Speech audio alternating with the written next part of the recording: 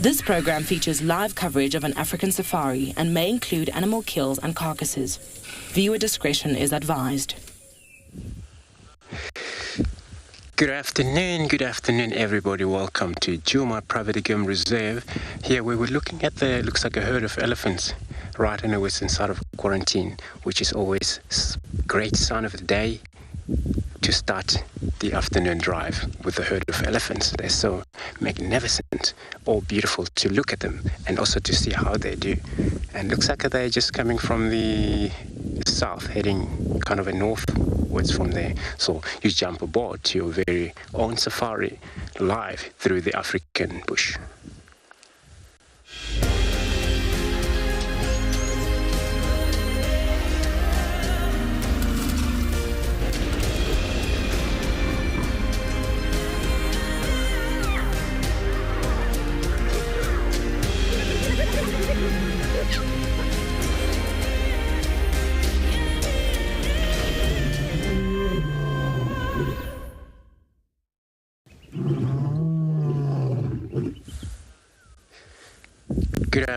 Good afternoon everybody. Welcome to Djuma Private Game Reserve again, where we're sitting right on the far end, western side of quarantine, looking at this beautiful herd of elephants marching about. Looks like they're all just gonna vanish into the bush, most of them, but some of them are pretty much staying in an open area there. They'll probably head our way as well. So we're just gonna see how they're gonna do that. My name's Andrew this afternoon, and then I have BK on camera. So this is how we're gonna be taking you to begin the safari of the day.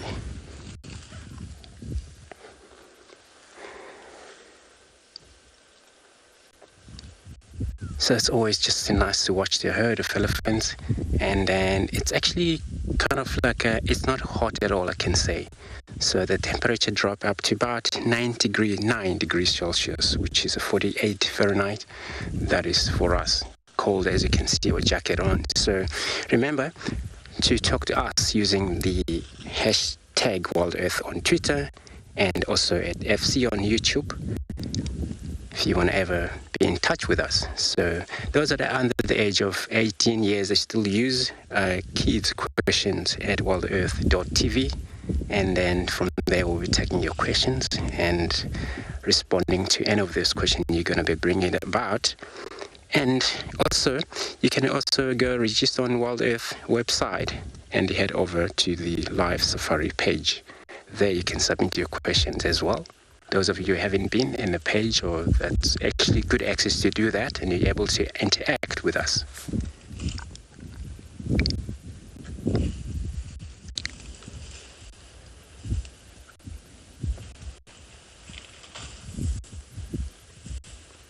So this is how we're going to be operating about in this area.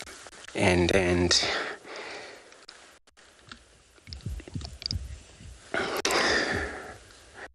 so everybody, thank you so much for welcoming me back to the bush again. I've seen a lot of a change. I can't believe only was pretty much like a month already.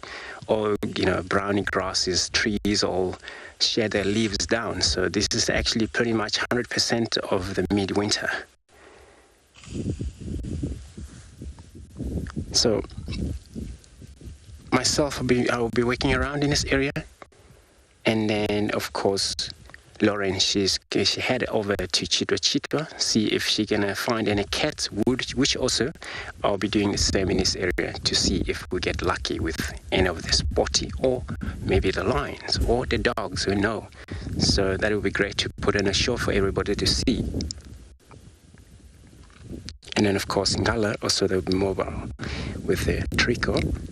And also Pridelands JP will be also mobile. Damien and Pinda also, they will be mobile later on. So it'll be great to see what we found in this woodland for everybody this afternoon.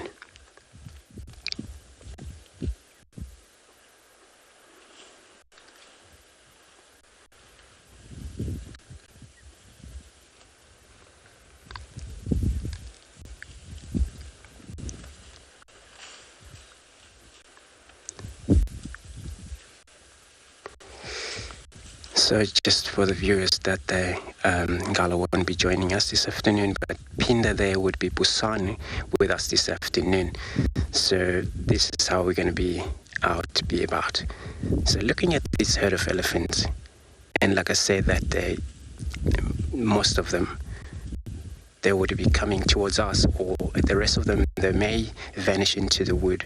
I'm going to stick with them in the meantime. Let's take a quick look at the weather on all different locations.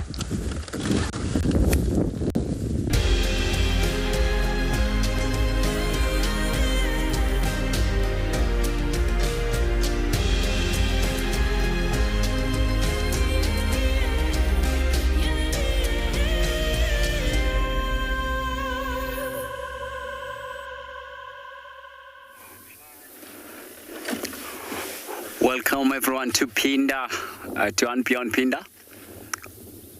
Look at that beautiful landscape. So as far as you can see, it's where we're going to look to search for lions today.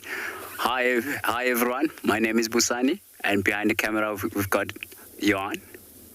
And today we're going to spend a lot of time searching for lions. And at the meantime, we're going to drive around, taking it nice and slowly, because lions are quite active, mostly late in the day, when the sun is starting to cool down a lot. Wow, but look at that. We're so lucky to be able to spend time around this kind of vegetation. It is so diverse, and that beautiful mountain range that you can see, it's actually a starter of Libombo Mountains. It does extend all the way up to East Africa. Wow, that's unbelievable.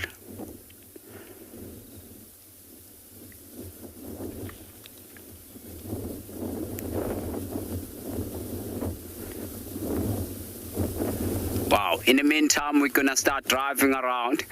As you can see, it's a little bit windy, and the temperature, it's not that hot. So this kind of open grassland, we're gonna go through and look for rhinos.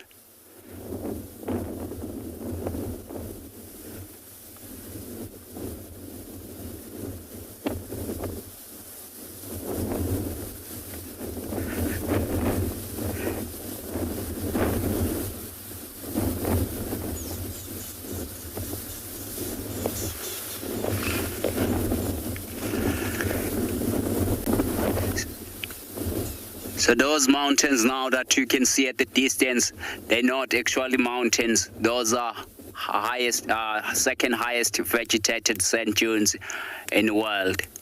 So on the other side of that, there's an ocean. So you can just see those white houses. It's where I grew up, and that's my community, and it's where I went to school. So if those sand dunes were not there, we'll be able to see the ocean from here. That's really amazing. Wow.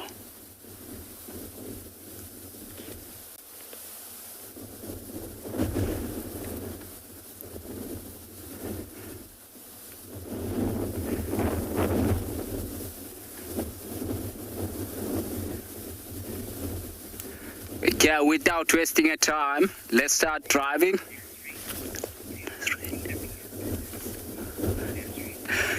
Yes, Nazreen, it is a beautiful scenery. As you can see, it's very diverse. And you can just see where the tree line is. It's where the river bank are. And up on the crest, it's where you see those open grassland. We're so diverse. And as far as you can see, so in the meantime, while we're driving around, we're going to take you across to Andrew. He has found himself some elephants.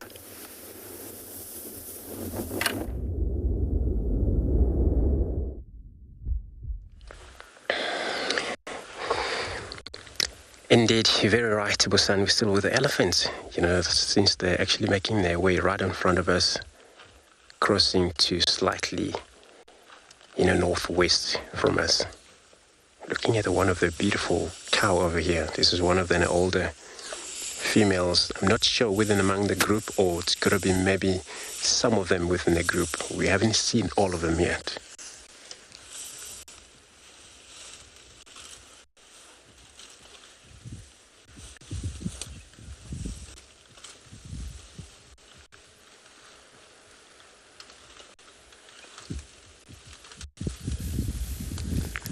Animals like elephants, they wouldn't mind too much about being out during the day. They do that. They forage night and a day to sustain their body weight. They need a lot of food a day, though.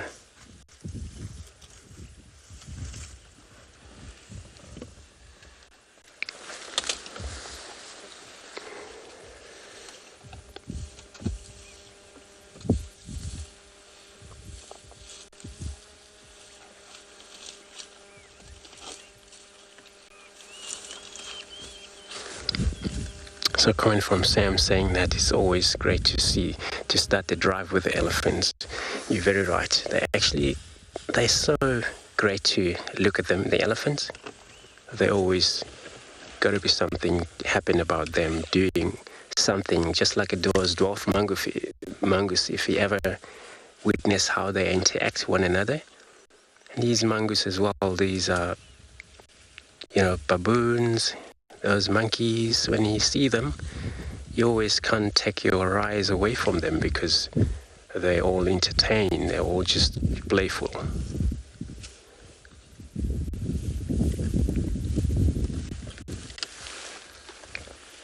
Look, this one looks like a nesting the baby there. See how she just posed.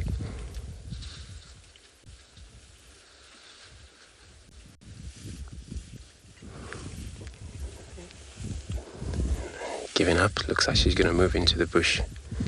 The baby's still going to follow behind.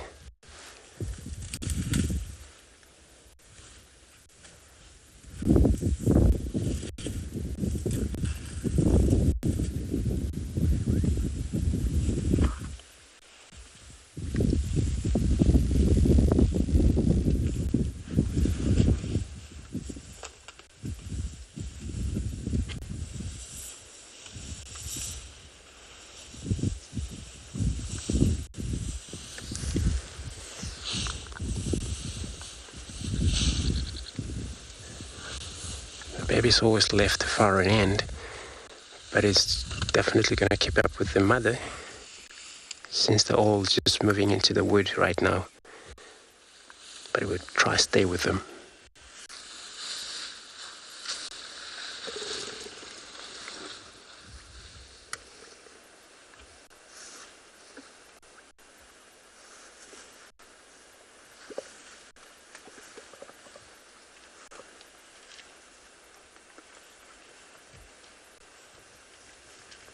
Look, just a year-old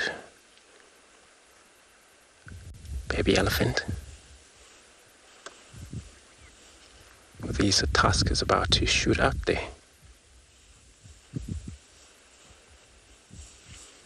So I'm gonna see if we can stick with them.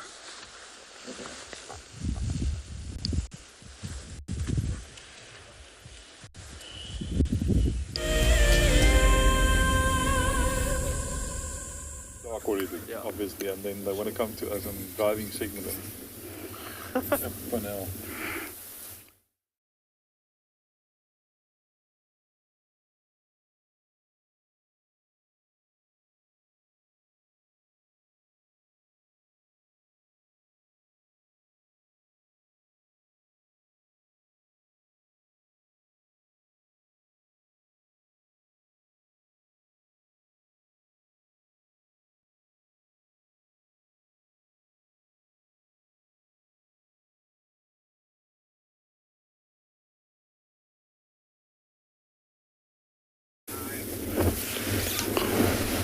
Welcome to Pinda and Beyond, everyone.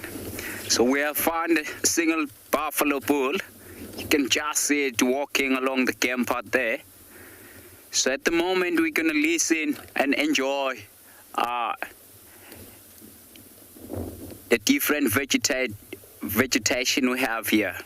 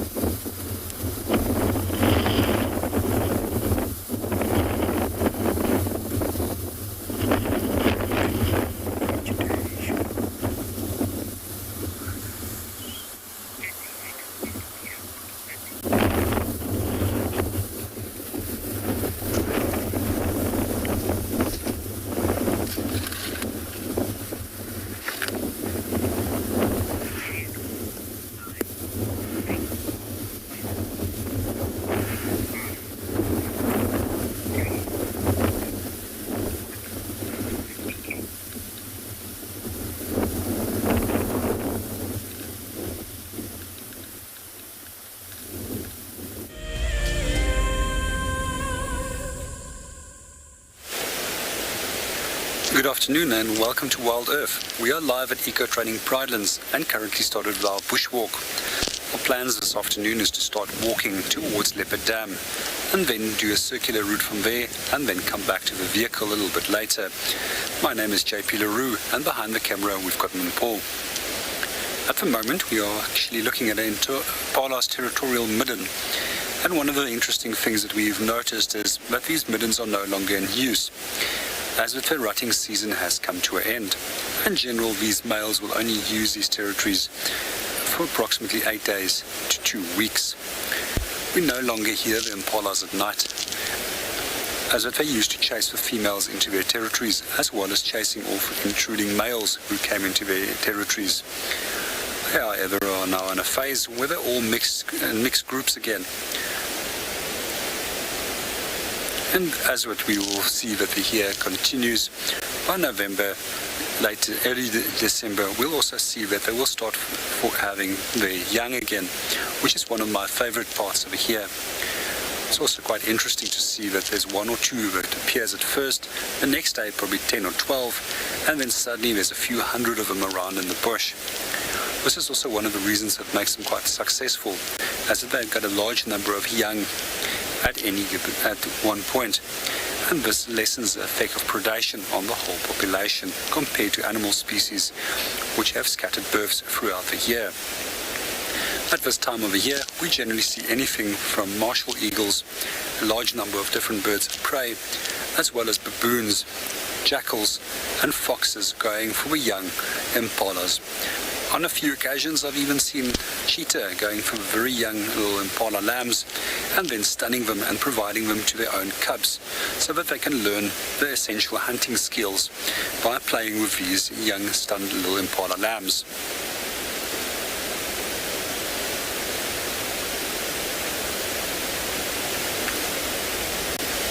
We're going to move on and go and see what else we can go and find.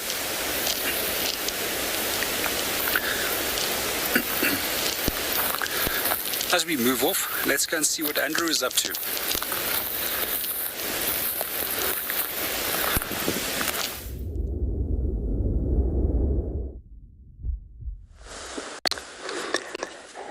Thank you very much, JP. So we got this herd of elephants, and they're already actually moving to the, not very much thick at the moment, but they're in the woodland as well. They're not in that clearing anymore. So all they do, they're just going to decide where they're going to go from here. All we've seen is the bigger one that we thought could be the biggest amongst this group. If that happens, then it happens she's the matriarch, or then we're still going to wait to see if there is another bigger one more than the one we just saw. And then they're moving west. That way they have a leader to actually lead them that way.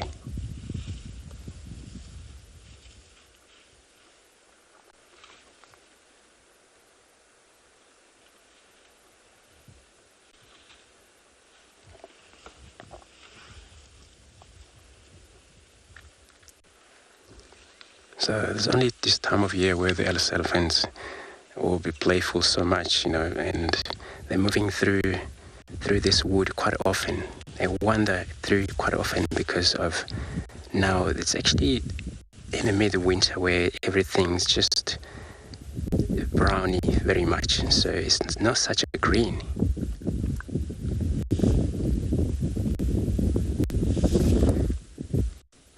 So I'm gonna check few roads again. Hope we meet these elephants on their way where they're going. In the meantime, let's go to Lauren to say hello to everybody.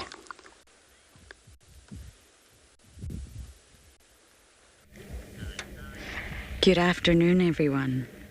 We're sitting here with Miss Sabi.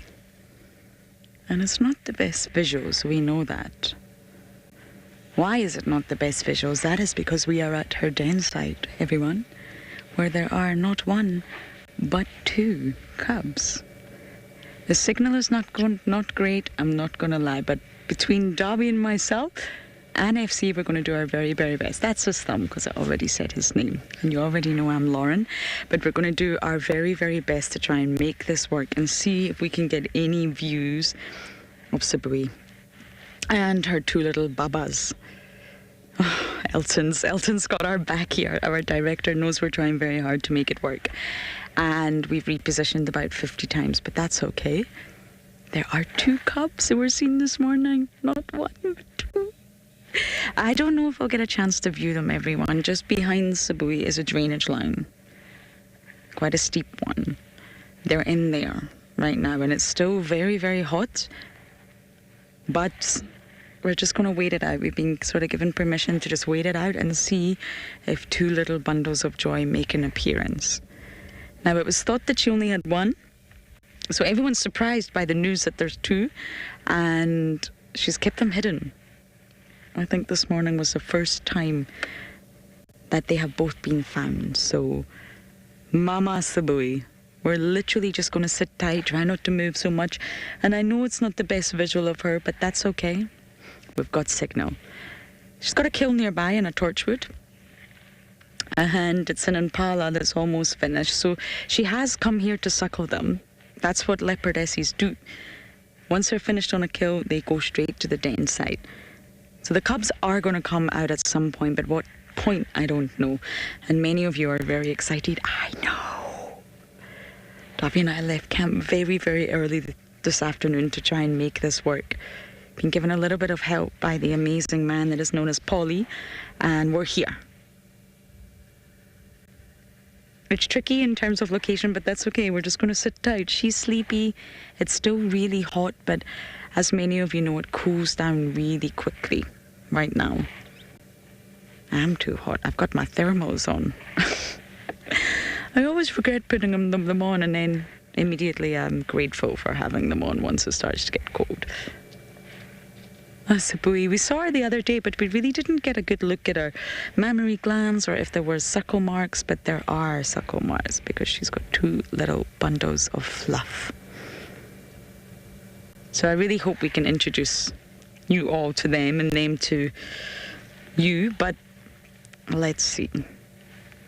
Being in a den requires a lot of patience, a lot of navigating, because normally den sites are not easy. They're not easy to sort of navigate around. They're chosen for their difficulty, exactly. Difficult to access, to keep out predators and keep the cubs protected. So she might go down and call them, they might come bounding out. I'm honestly not even sure what age they are. We'll really need to, if we do get a view, we'll need to sort of all work that out together. But hopefully we get a chance. I'm very excited. I've not really had a proper leopard cub sighting. I tried for Tiani the other day, but I didn't get lucky, and she has moved them now over to Elephant Plains. And I saw Mareebs briefly when he was a little boy, tiny, tiny little cub. But that's it. So I'm really hoping that Dobby and I get lucky today. We're already lucky, actually, that we found her. So Bui's a leopardess we don't really always get to see. She's the mother of Shasha and Langa. She's a very relaxed, gorgeous female, easy to identify with this pink nose. She's got a really pink nose for an older leopardess. I think Shasha's her double. And she's really always on Little Gowrie, so we don't get to see her too often. But Davi and I are going to sit tight here. You never know if we're going to get lucky.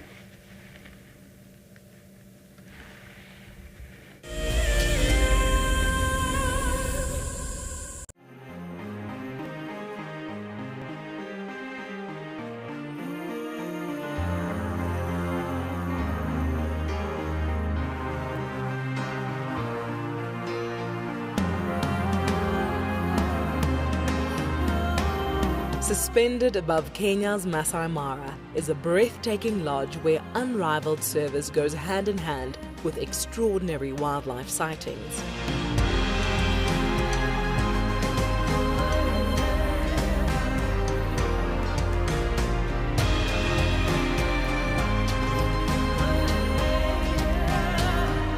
Ngama Mara offers a quiet place where guests have the opportunity to reconnect with the world again. Sign up to be a WildEarth explorer before the end of July, and you and a friend could win a 3-night stay at this award-winning lodge. WildEarth Explorers, it's in your nature.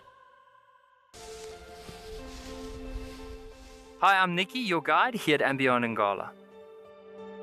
So my favorite animal in the African bush definitely has to be the zebra, because like people, with our fingerprints, every single zebra has a different stripe pattern.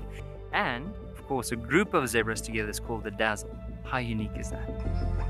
Come and join me or one of my colleagues here in Ngala for a sunrise and sunset safari on WildEarth.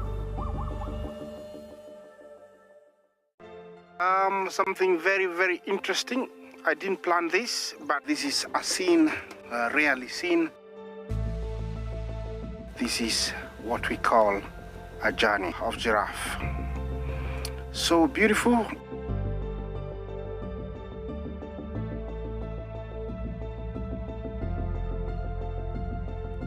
Tune into WildEarth every single day.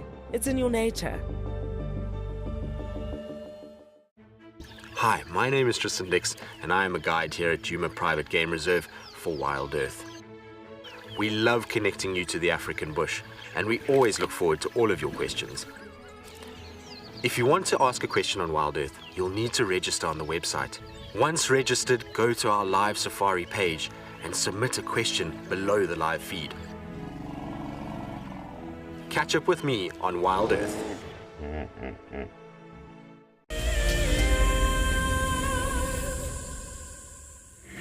The cubs are here, but sadly it wasn't quick enough. They've just moved, which means we're gonna have to reposition. They're here, they're tiny. So Elton, I think we're going to have to just try and reposition for a moment. They've moved now. I'm not entirely sure what the signal will do, but she's with the cubs. They came. If we can just have a moment to reposition, that would be super awesome. And then you'll be right back with us. Over to JP for now.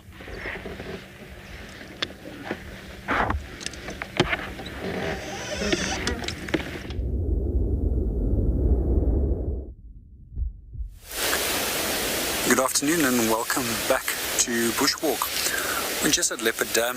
We quickly came to swing by and see how the Egyptian geese and the chicks are doing. We also noticed that there's a new visitor, a grey go-away bird that came down for a drink. It's just busy flying off at the moment. We often see them around the trees, especially the weeping poor beans, busy feeding on the seeds at this time of the year. So they get their name from a onomatopoeic sound that they produce, which sounds like they're saying go away.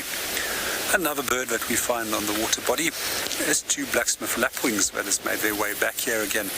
We haven't seen them around for quite a while. And these birds also get their name from an onomatopoeic sound that they produce, as it sounds like steel that is being forged on an anvil. Another constant ping-ping contact call that they produce. This one of the birds that has just flown over to the opposite end of the dam. I quite like the blacksmith lapwings. They've quite a lot of attitude in them, and they're also very quick to drive off any potential threats that come towards them, close by to their nest or to their young. And one of the interesting strategies that they often have is a broken wing display, where they will distract a predator away from the nest or the chicks by pretending to be injured.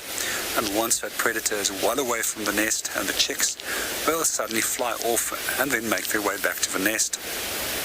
I also just want to see if we can find another bird that made its appearance here this afternoon, and that is a little grebe, also known as a dab chick. It's quite tiny and it quite often ends up diving for most of the time after tadpoles and fish, so therefore we don't often see it on the water surface. For the moment it's fairly dull in colour compared to the beautiful coloration patterns that they have when they're on the breeding season.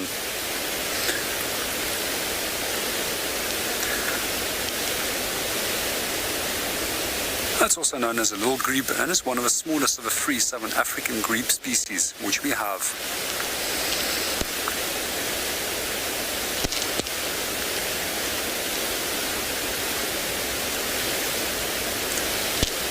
Good afternoon, Jenny, and welcome to the show. With regards to your question, if Egyptian geese migrate, they do not migrate, but quite often we see that they move away from the dams and pans, where we normally find them when they are on the breeding season as pairs, and sometimes they form fairly large groups, especially when they're undergoing a molt, and they tend to lose most of their feathers all at once.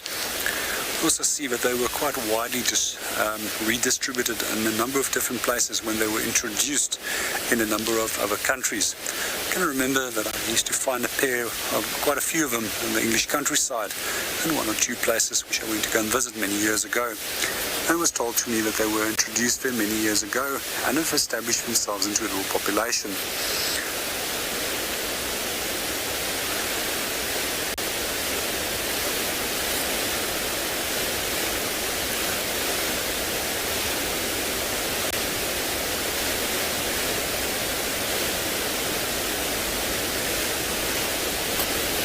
At the moment we can also see one of the little chicks of Egyptian geese, which is between the 2 adults.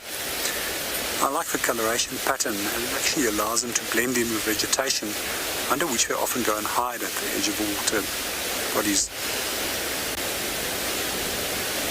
You'll notice normally that they will freeze and stay there until the adults will call them, and then only will they come out.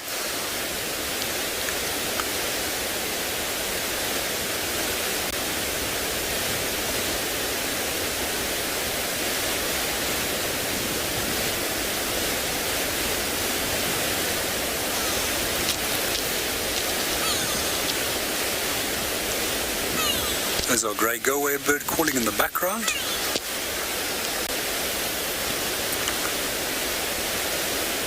We're just going to sit here for a little bit longer and watch the geese, and then we're going to start moving off.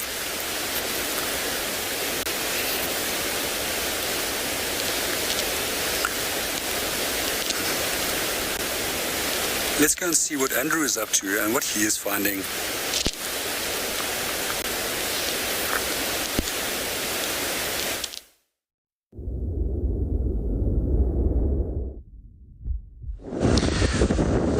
So everybody, we just saw a leopard track, but it wasn't really fresh. That looks like it was a male on a run, and then in this area. So what I'm doing right now, I'm kind of like checking. This is the boundary which separates Djuma and Mambile.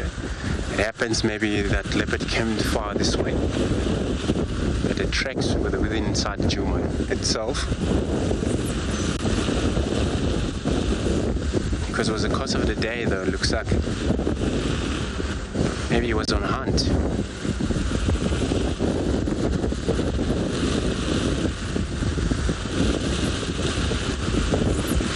So, quick link to Lauren and Chitwa. The other cub's coming. Bear with us. I just saw its little head pop up. We don't have any view of her right now, and obviously we're not going to push anything. It's a little bit disappointing we missed that, but it's okay. We're going to put our patience pants on.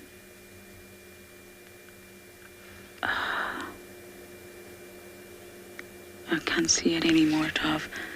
That's exactly where the other cub came from.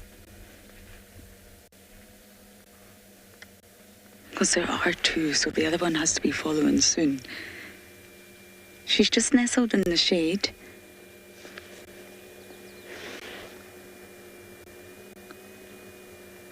There's no movement.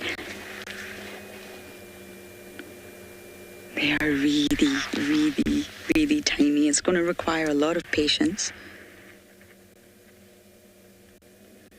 And the baby, the original one, was actually found on the 31st of May. And the eyes were just opening. So Polly informed me that he's guessing they were born around the 24th of May. I don't see any movement anymore, Dov.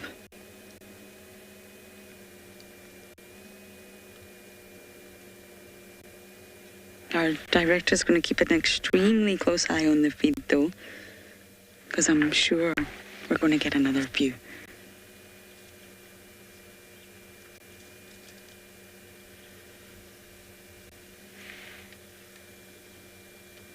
That's the smallest leopard. Actually, Marieb's was tiny when I first saw him. It's tiny.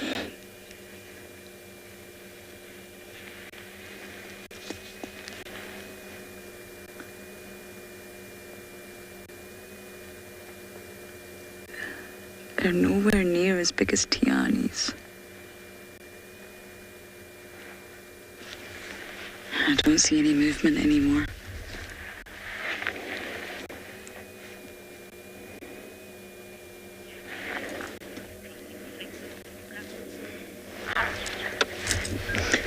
James Richard, you're crossing fingers. I know, I'm a little bit disappointed. It came all the way out, but I'm sure if we just sit tight here for a little bit longer, we will get lucky. That's what being at a den site's all about. She's literally just there, and now we can give you some context. She's just in that patch of shade, suckling. But of course, we don't have a view right now, and that's okay. You don't want to keep moving your vehicle and causing noise, and our signal's a little bit tricky here. But we'll make it work. It will happen. We just need a little bit more time.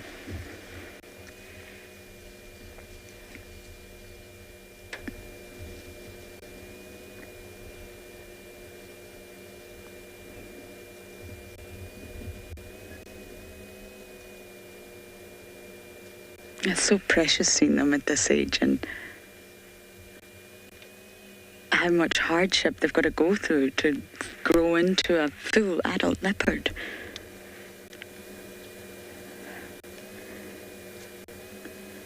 And to be able to follow Sabui's journey is quite special because, as I mentioned earlier, it's not a leopardess we often see. Sometimes, not often.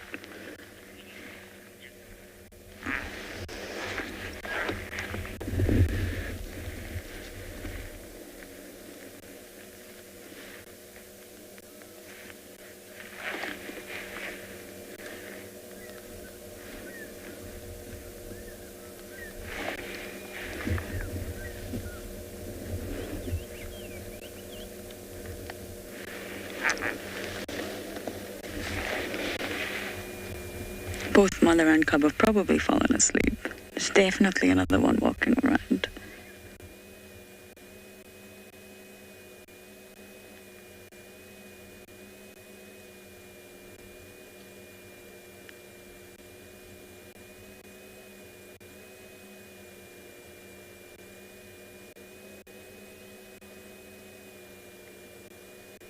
I think sitting tight here where we've got signal is probably the best approach. Henry from Jakarta getting mobile. Are there any updates?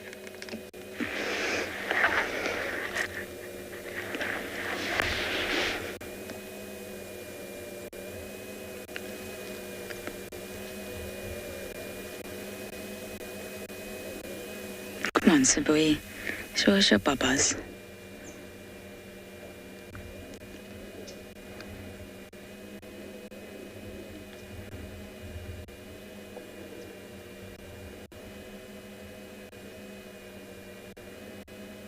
I was so shocked to hear there are two. It's such a pleasant surprise when you really think there's only one.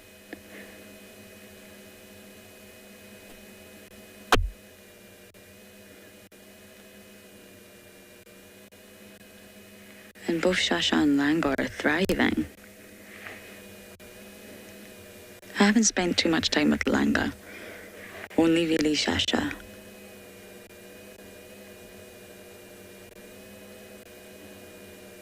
Langa tends to sort of spend her time on properties that we can't traverse. Okay, fingers crossed that we get a view of these cubbies soon.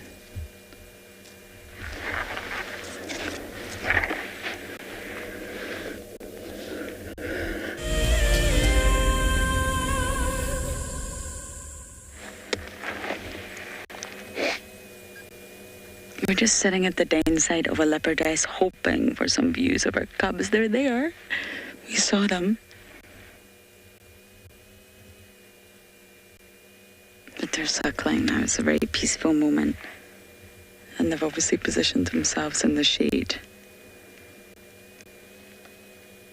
But we're just going to sit tight here, watch, and listen to the sounds of the bush.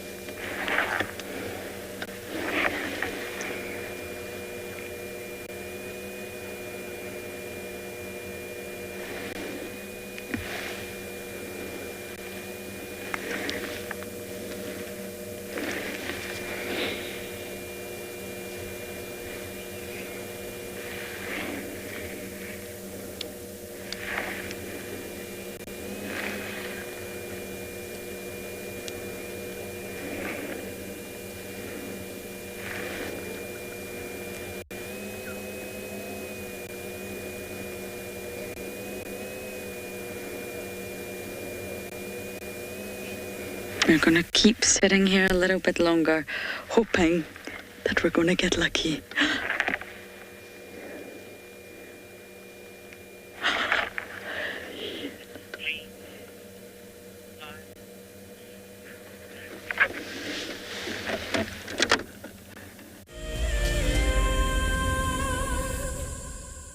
She's moved. We're going to see the cub. I can see it.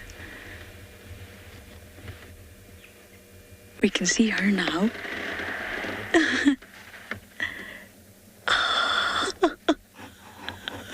Oh my goodness. I'm gonna cry.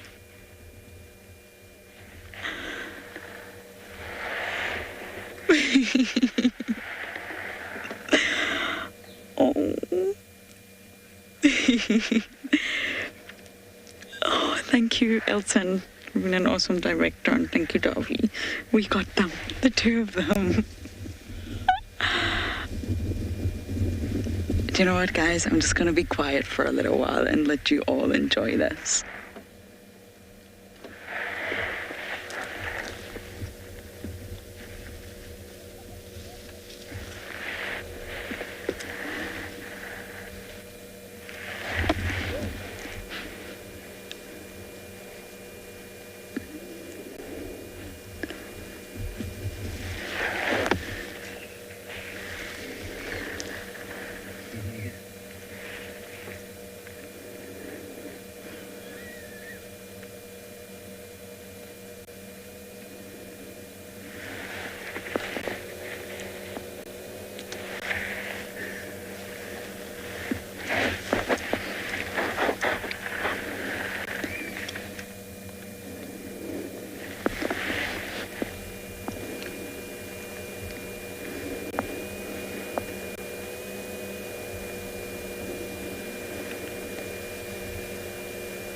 That is one proud, relaxed mama.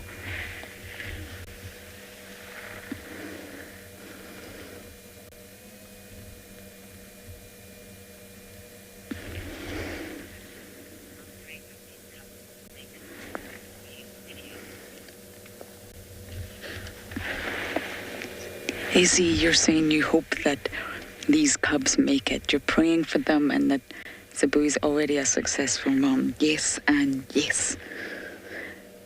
She's been very successful. She's a great leopardess, and it's, as I mentioned earlier, it's a tough life. The cub mortality rate is really high. They've got to go through a lot. And that's why the views are not 10 out of 10, but we're not moving. We're not positioning the car. We've just sat here. We've been really quiet, just letting, oh no, you're too cute.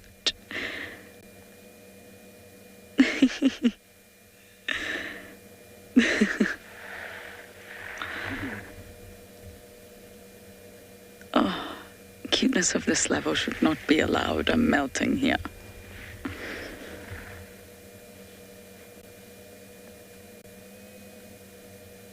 Now, no one knows the sexy, so if any of you can get screenshots, work your magic.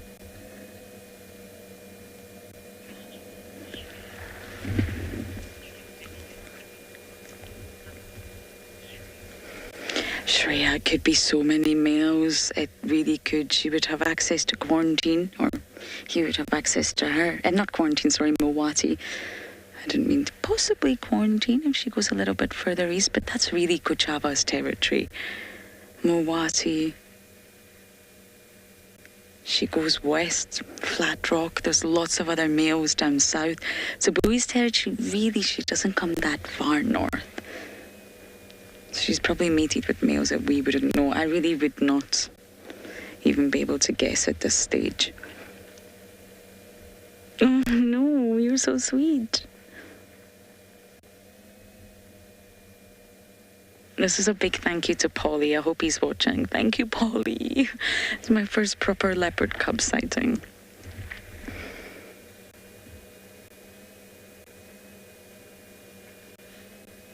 And this one I definitely won't forget. Davi and I tried to get signal for about 20 minutes.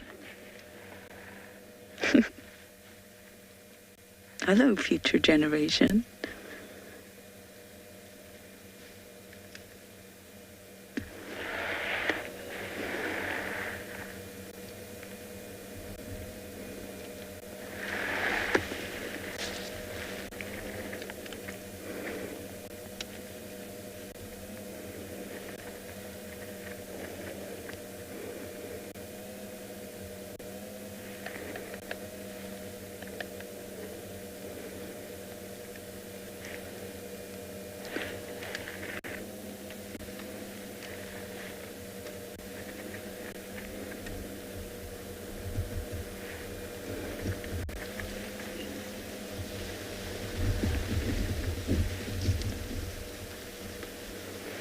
If you think Shasha and Lanka were born in August 2019, I think it's around the 17th.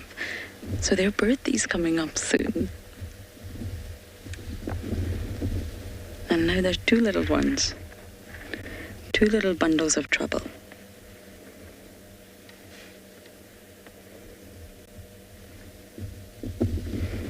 Going back to the fathers, I mean, Zabui would have access to all those sort of males down south, like the Senegal bush male and all of these ones that we don't see in WildEarth because we're in the northern sector of the Sabi sands. But Zabui's territory extends quite far south. I don't know how far west she goes, though. I'm not clear on how far west Zabui goes.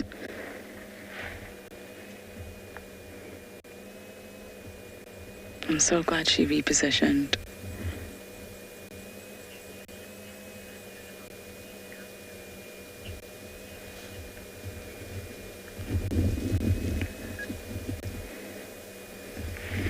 Tim was just reminding me about the dates, but Polly guesses the 24th of May is when they were born.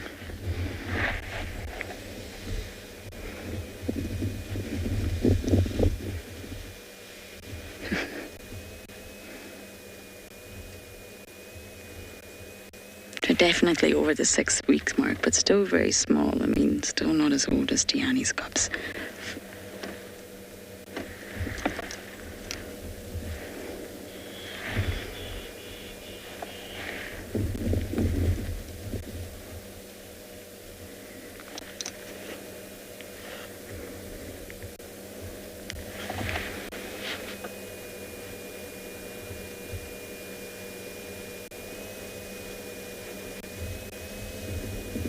I feel like we timed this all so perfectly.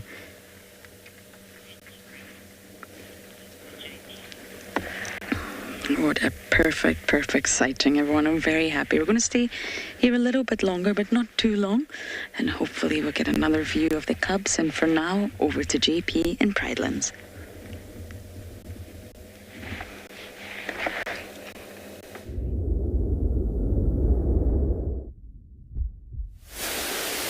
Welcome back to Bushwalk. Just as we were about to walk away from the dam, we actually noticed this giraffe bull that came down to come and have a drink. It was so beautiful to see him actually doing that full split to bring his head down to the water. And when he moved off, and then he started feeding on that weeping boerbean, which is on the opposite side of the dam. It's also quite interesting to watch him every now and then. He will reach to some of the highest branches and tilt his head up at a 90-degree angle. One of the reasons why they can do this is because of the atlas and axis vertebra that is so specially articulated that they can tilt their head in that way. We also see that they've got a number of other adaptations which enables them to feed at this height. And sometimes you'll also see them using the tongue, which is 45 to 50 centimeters in length, just to get that little bit of extra reach to pull some of the leaves off the tip of the branches.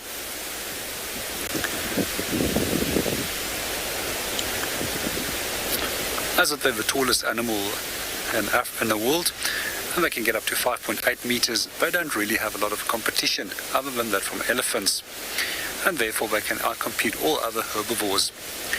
Sometimes it was thought that it was actually the reason why they actually evolved long necks. However, they did evolve incredibly long, thick necks, especially with the males, so that they can push one another over more effectively when it comes to combating one.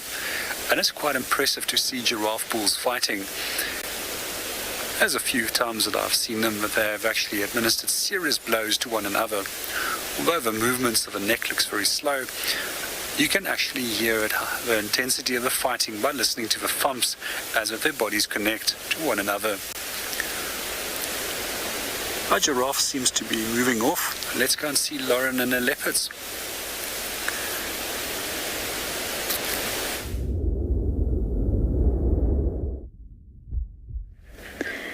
We just got some... Oh, they're moving.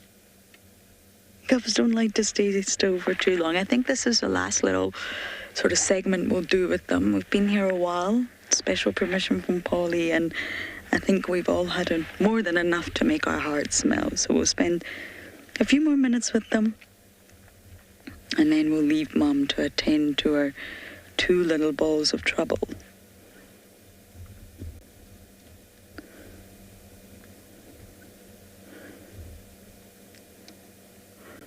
They are moving, they're climbing on her, they're walking all over her.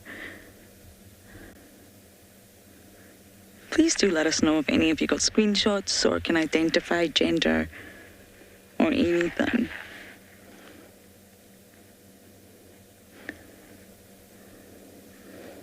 And I'm glad this all worked out. It sometimes doesn't. I went to Tiani's den the other day and just didn't get lucky, and that's just how it is at den sites.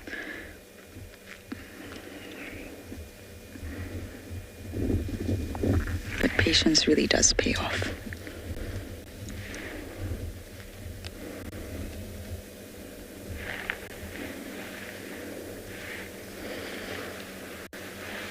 So if you think about Shasha, we always talk about male leopards going to independence around 2. Shasha obviously went earlier than 2. His mom has had a new litter. It really depends on a lot of factors, but that's really Shasha and Langa on their own now.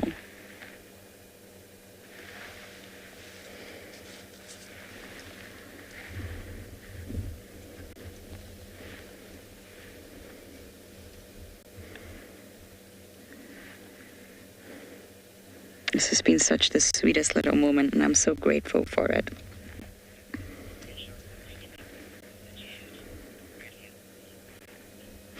Oh, some of you have took screenshots and you've identified that one. I'm sure it was the one that was having a little itch. You think it's a little boy. Okay, send them to me if you can. Send them in. #WildEarth.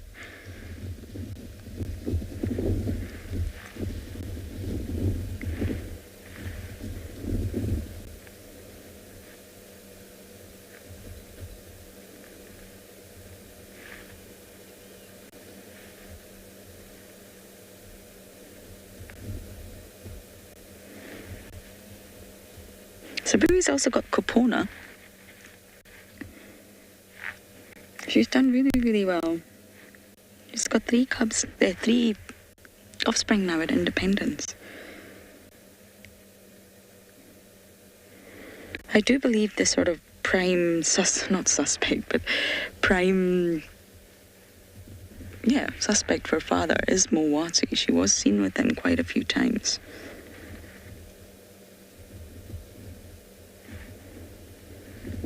Mowati's done well. We don't get to see him, but my goodness, he makes a good leopard.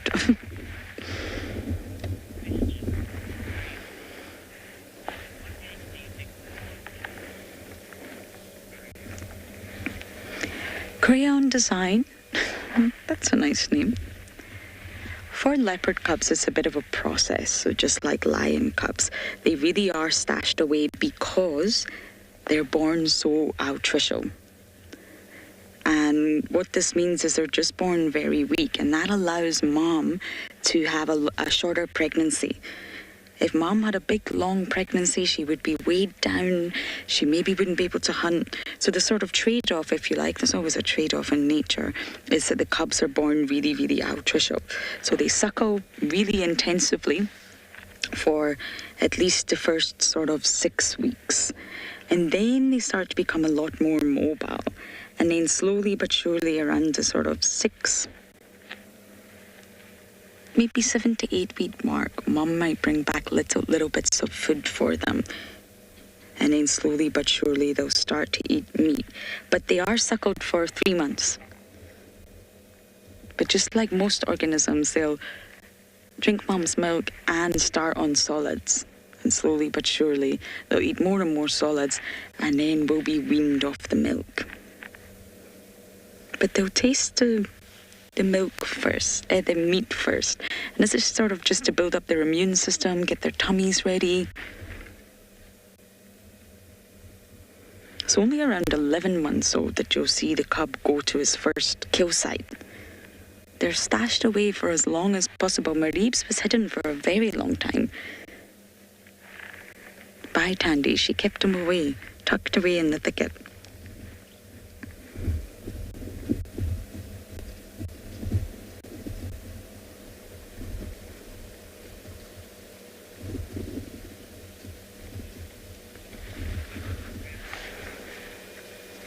Okay, I think that was more than enough for us all. And Davi and I are slowly going to leave this sighting and head on to Chitwa.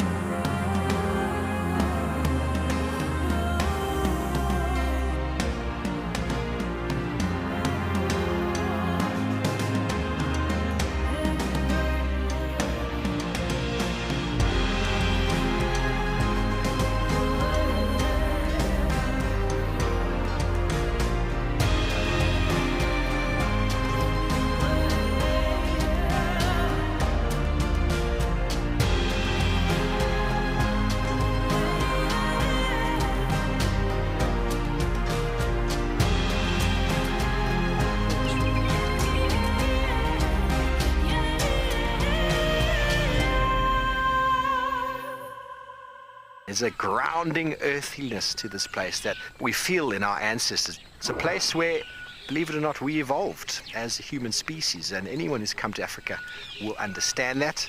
The connectivity that the continent has to the person and to people's souls is next level. I'm thoroughly looking forward to taking you on your next adventure when we explore all the small and big things. Catch up with the guides daily here on WildEarth. This is a battle of two great carnivores of the African wilderness. Whew. Whoa! You don't want to be under those jaws. Definitely, this round goes to the lion. Look at that. Fantastic. Expect the unexpected here on WildEarth daily.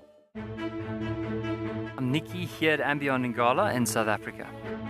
I love getting questions from viewers about all the small things within the environment and how it all is integrated with one another. If you want to ask me any questions, please simply register with the WildEarth website, head across to the Live Safari page, and then post your questions there. I'm looking forward to chatting to you on my next WildEarth drive.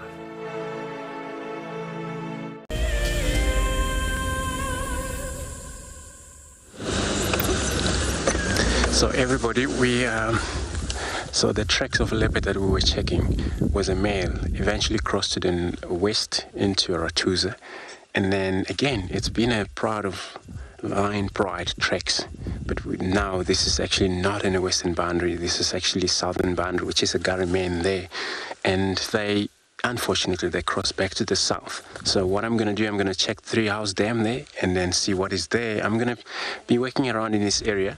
We don't have a communication, so in case... Okay, let's quick link back to Lauren.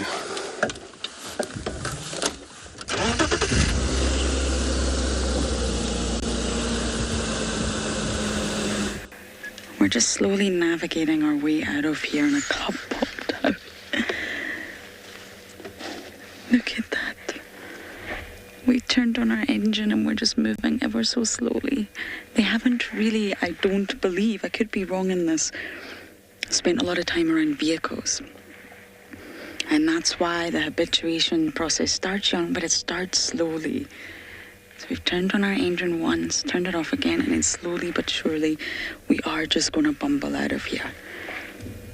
It's been such a precious sighting, really. I got all discombobulated earlier. That's really my first sort of leopard sighting like this. And earlier, what I meant was they actually execute their first kill around 11 months. Accompanied by mom. Remember, Marie's always with mom. It may just be an Egyptian goose. It may be something bigger. Oh, it's normally around 11 months.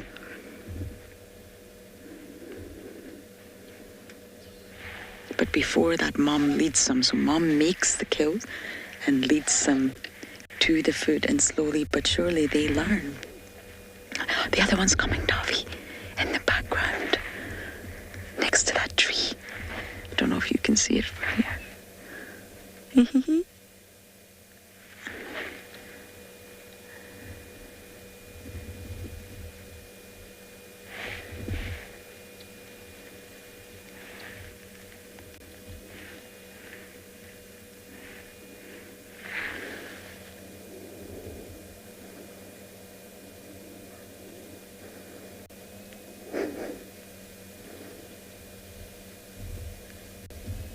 Oh, hello. You're just going to sit down there. Okay.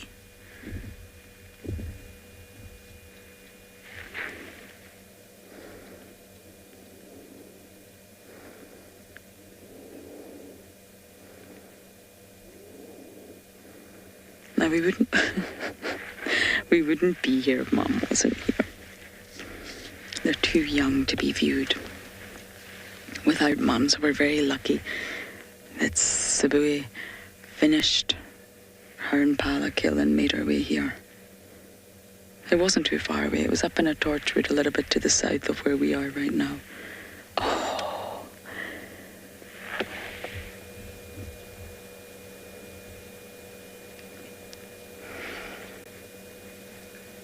Lipsy, you're saying that face is absolutely adorable. I know. Which one? All three of them. She's a beautiful leopardess as well. No wonder she's got the males running after her. I'm only joking.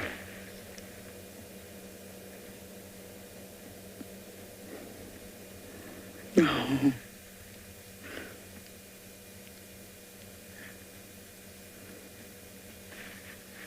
Well, they may get startled again when we do leave. We are going to leave, turn on the engine. But as long as Mum stays relaxed, that's the start of the learning process. Mum's not scared. Why should we be scared? Observing, learning.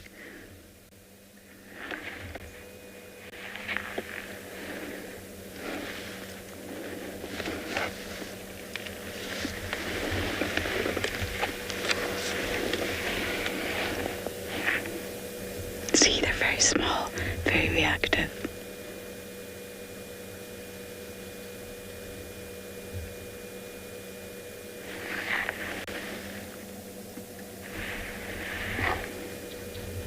If Mom reacted, then they'll start to learn to react to whatever that is. A lot of mammals learn through observation, solely observations. Just like impalas. Impala lamb's alarm call, when Mom's alarm call, they realize what's a threat and what's not a threat. It's exactly the same.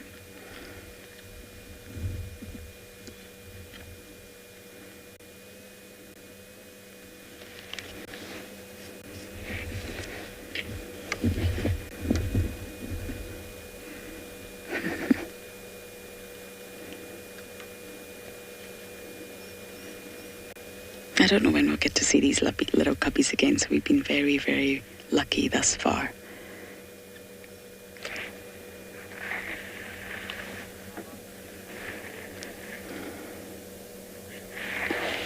Yoshan, you're saying your heart is becoming too attached.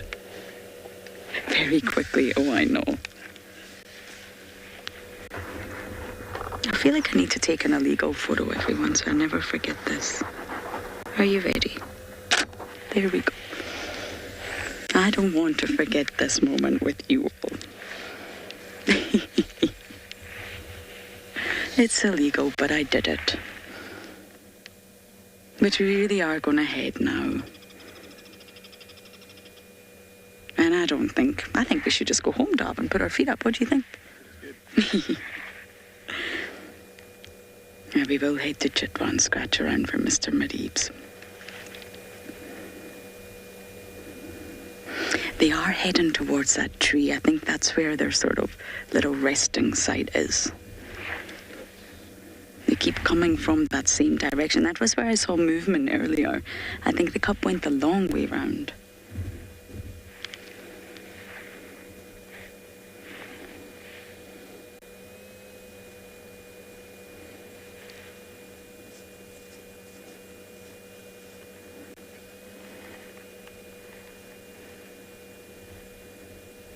The sightings both Tristan and I have been having the past few weeks have just been really unbelievable. But this This is something else.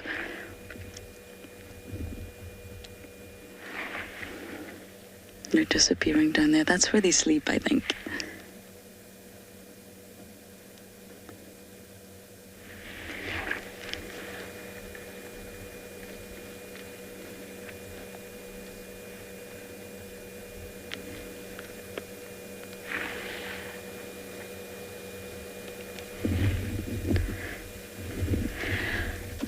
Okay, everyone. We are really now going to leave. We've had our time, and very shortly we'll be at Chitwa.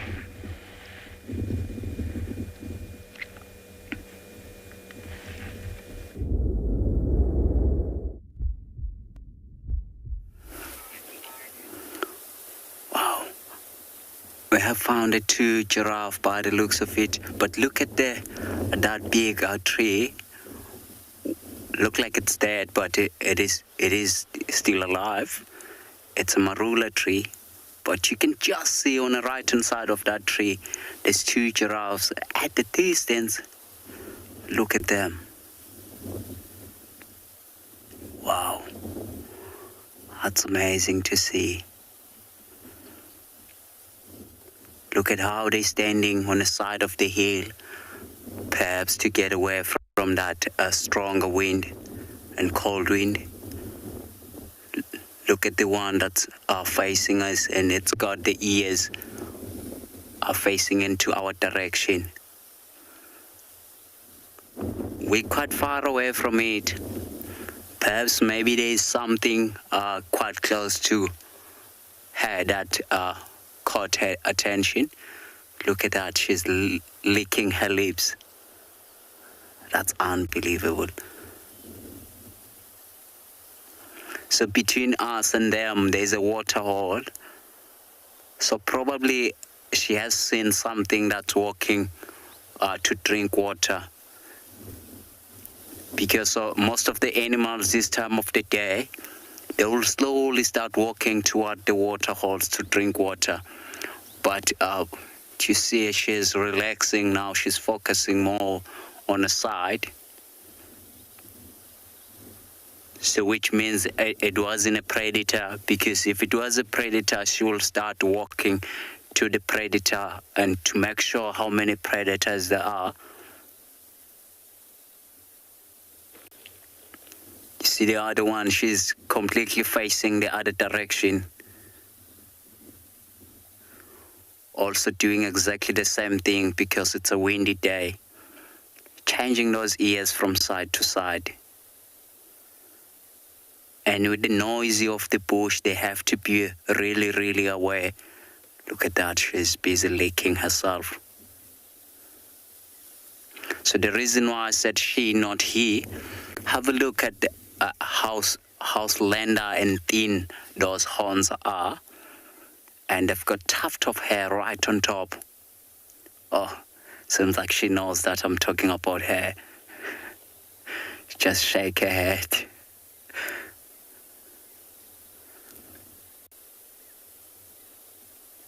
Oh, here we go again. The one close to us, she's keeping an eye. So earlier on, there were 3 giraffes around there. They were all females, and one has moved just around the bush where we can't see her.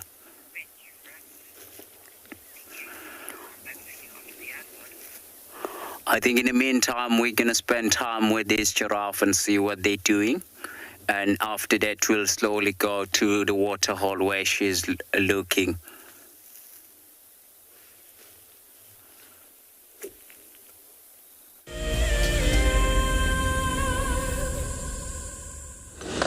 So we have driven down to the treehouse dam, and then we're just checking whether anything is going to be drinking there, but nothing. So we're gonna continue. We already continue checking a few roads, and then just hope to find anything that would spend time talking about, and that could be anything: warthogs, even giraffe, or the buffaloes. Those are the ones that have been very, really hard to find, the buffalo, this time of year.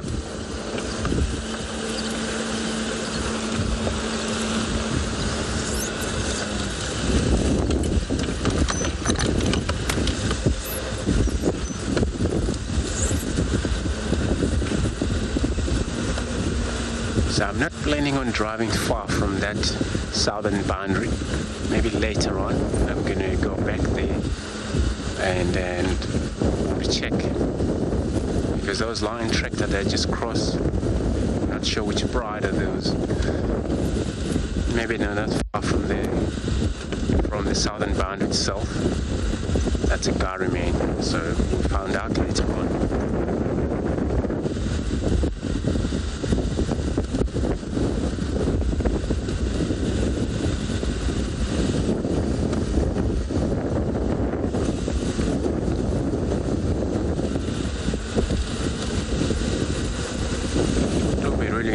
Just to find out which pride that could be. Now we had the Ngala pride, which is also far in the south, and then you tell how much which they're more likely to be around in the western sector from here.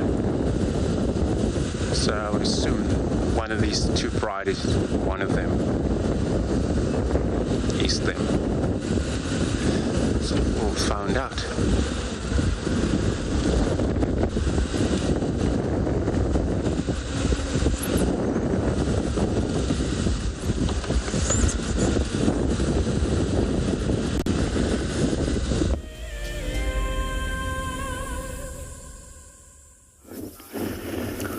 We are currently still sitting with these two female giraffes.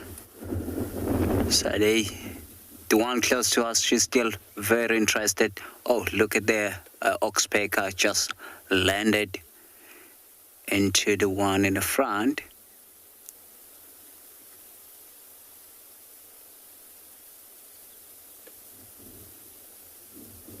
So the most common oxpecker we have here are the red-billed oxpecker.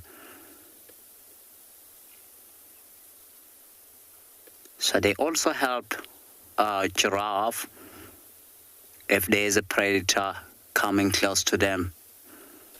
They will make a call, and giraffe will know exactly that that's a warning call. They have to be very, very aware around them.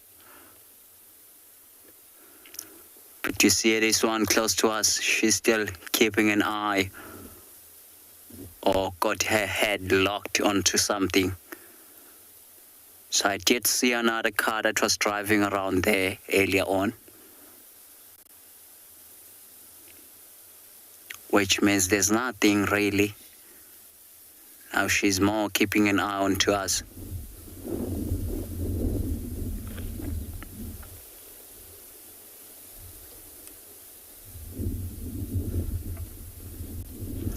Yeah, she does look really, really alert now.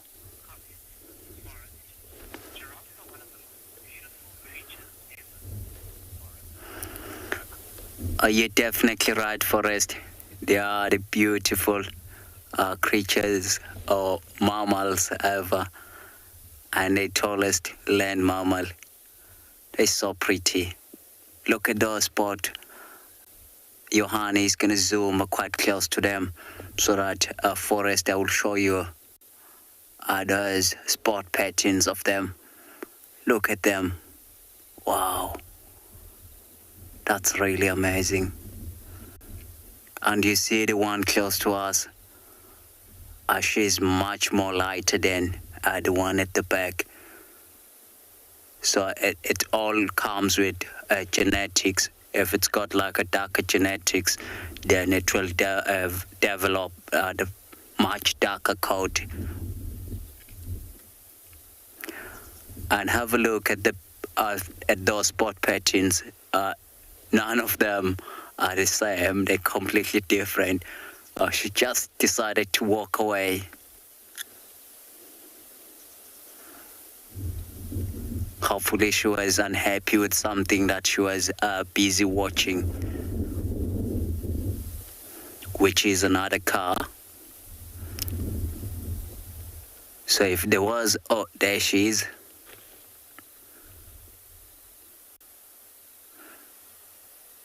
She's still looking really alert.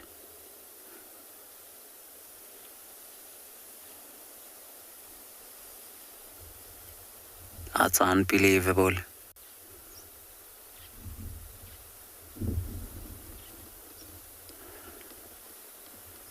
So it might happen that the other giraffe will then shortly follow the other one. It's also now watching whatever the other female was watching.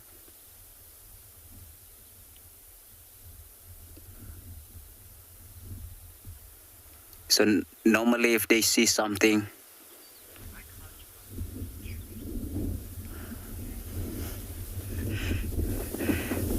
Sam, you're definitely right.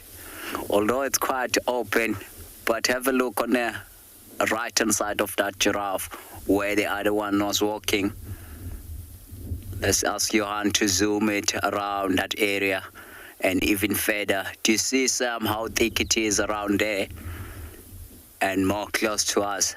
So the predators or lions are so clever. If they had to chase that giraffe, they will chase it into the very dense vegetation, whereby the giraffe will then trip and fall, and they will quickly go for throat. So they do help us to find animals a lot. If they stay in one direction and they walk, if they walk toward the predator where they've seen the predators, and they do help us a lot. I think she does look like she has spotted something. But have a look at the size of her stomach. It's quite swollen. So perhaps she might be pregnant.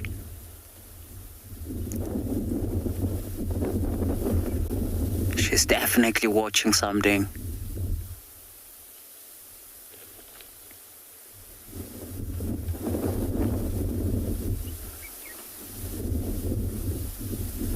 Look at that.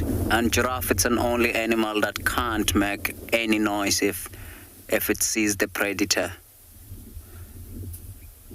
So it's watching where the other one went to. So it might also feel vulnerable to be on its own and start walking and follow the other female.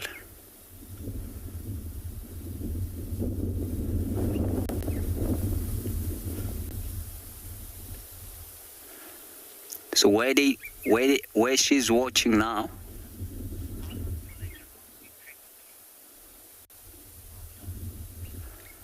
Mother, the giraffe,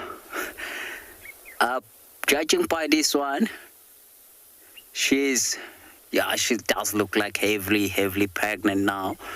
They will be pregnant for 15 months.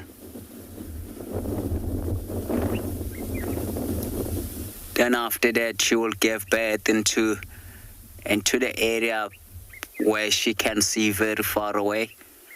And they don't really lie down if they're giving birth. They'll give birth while they're standing. Look at it. So where she's looking, that's a nice gully. So it might happen that if we go there and it's very dense, so we might lose the signal.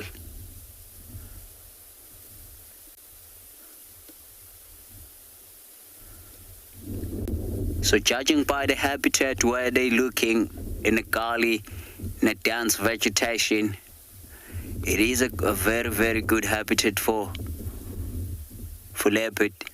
Look at that. She does feel vulnerable to be on her own.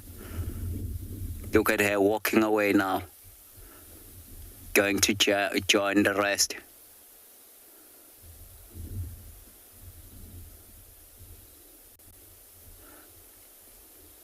Oh. There we go. Yes, she's got a sight now of the other female. Now she does look confident.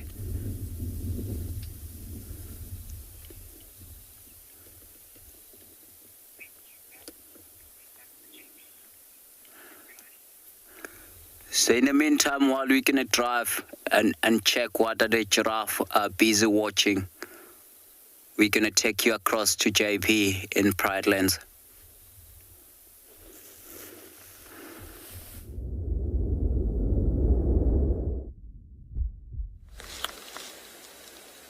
Welcome back to Bushwalk. So one of the animals that we were looking for the last few days for was our resident hippo. That seems to have gone missing in action for approximately a week already. We, however, have found some more signs of where he's been sleeping or resting recently. It's an area close by towards Leopard Dam. However, the dam itself is already dry. We did find some tracks. The tracks itself looked fairly recent, although not very fresh. So it might have been the case that he's been around this area in the last 2 or 3 days. But we're not quite sure why he hasn't gone back to either Leopard or Ndovo Dam. So if we look at these little segments over here, we sometimes find that the bulls will generally spray these. So it might have actually been a different hippo. It might actually have been a female that has left these over here. And they tend to spray it on the vegetation itself as a way of marking territories, as well as for navigational aids, so that they can find their way to and back from the water. And water is precisely where they feel safe, and that's where they always head back to in the morning after a long night's feeding. So some of the things that we can look at when we are looking at the dung and how it differs from that of rhino. In terms of white rhino, it has precisely the same color. However, the dung segments tend to be much smaller. And we see that the black coloration is due to the oxidation of the grass. It actually gets in contact with the air. If we break it open, typically just grass on the inside. It differs from elephant dung by not being red-brown, and so will it also differ from black rhino dung by not being red-brown with a lot of twigs inside it. And the red-brown coloration in the latter two species is because of the high amount of tannin that's ingested while they are feeding. So for those viewers that have joined us for the very first time, there's a very interesting story about why it's believed that hippos will actually spray their dung.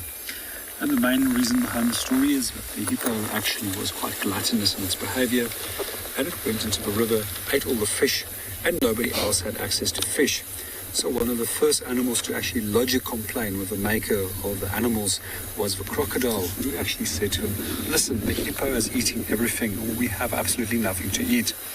Eventually, the hippo got punished for his gluttonous behavior, and he was told for the rest of his life he has to feed on grass. And every night he has to spray his dung or defecate it in an area where the guards or the makers can come and see that there's no fish bones inside the dung.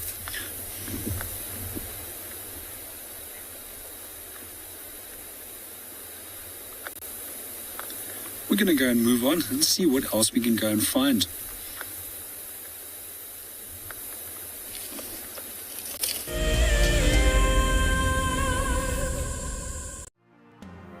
Hello everyone, my name is Elmarie and I'm very excited about this drive. My husband Kleinhan bought me this Ticket to Dream for my birthday as a present because he knows I watch WildEarth all the time. I couldn't be more happy. I've never had such a great present in my life before. If you want to go on safari with a WildEarth guide whilst honing your bush knowledge and of course featuring in one of our shows, then head over to our website. Okay, my favorite part about WildEarth is the characters, and then of course I love the bush and I love Africa, and just the fact that I can follow every day, that's one of my favorite things. Sign up to be a WildEarth explorer and you could be making your first ever on-screen appearance. Being on a live drive on WildEarth is really great because you can actually now smell the bush, see the animals in real life. You have to really make a plan and just do it. The importance of forests cannot be underestimated. Over 1 billion people live in and around forests, depending on them for fuel, food, medicine, and building materials. The Wildlife and Environment Society of South Africa, WESA, is the national implementer for a program called LEAF. The LEAF program makes use of indigenous forests grown on school properties to teach pupils about biodiversity. This directly instills a sense of ownership of the natural surroundings and reconnects children with our biomes and heritage. WESA needs your help to bring nature back to schools. Ask your school to join the program through the link on their website. Together with WESA, you can help take this incredible program to schools across the country. Looks like it's a very difficult climb because every time it tries to climb, the ground is breaking, so it slides down. But it's the only one. Look at that. That is a call of desperation with a cub. It's like, what are you doing, mommy? Oops. Oof. Expect the unexpected here on WildEarth daily.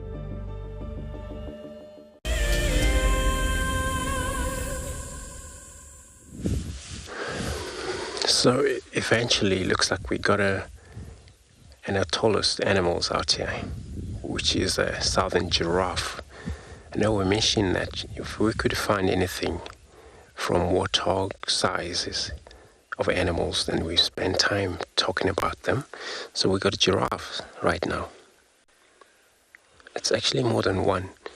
We saw them from the far side. That was looks like a 3 or 4 of giraffe somewhere there. So a tower of giraffe.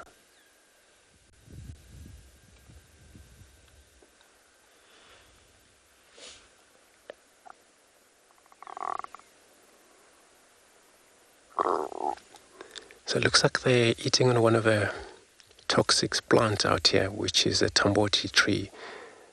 That tree is not actually well fed by many of animals, but giraffe, porcupine would actually feed as well on the roots of that tree, but it's highly toxic to human, to any other mammal.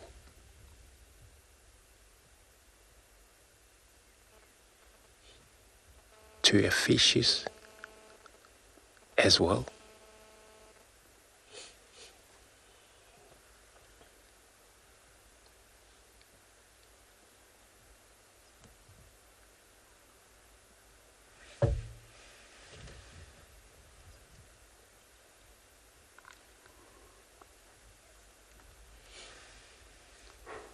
So, Lisa, you're asking, do I ever experience a giraffe giving birth? Not yet. I haven't yet, but I'm still waiting for... Well, I haven't actually really come across animals in this reserve giving birth. So, but I cannot really wait to see it happen in front of me. Maybe it's just because when that happens, they isolate from the rest of the group. They have feel of maybe they want to give birth in a few hours. What they do, they go into the very hiding places.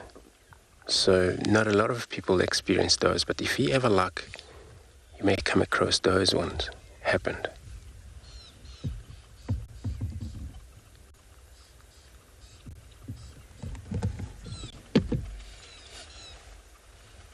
So it's the same with giraffe. After gestation period of 15 months, give birth to one baby, which is more likely to be maybe 1.5 meter tall or a meter tall sometimes. Then for that, she will be maybe far from the rest of the other member until that baby will be able to move around. So it may take a few weeks before she returns back to the physically group.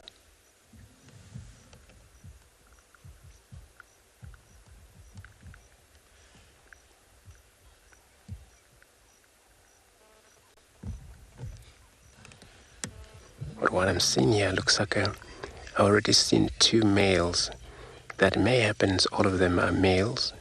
By looking at these horns on top, there are white patch showing off there, so balded up. So we're looking at the males most.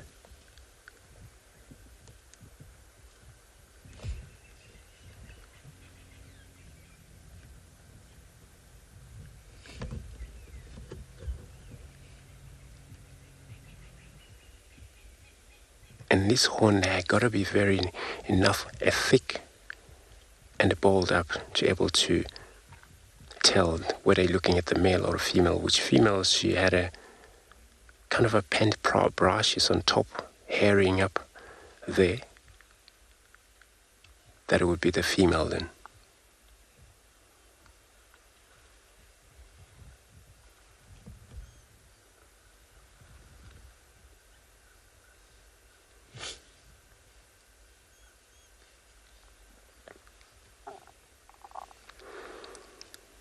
And they don't really mind being separated. You see giraffe on her own or on her own.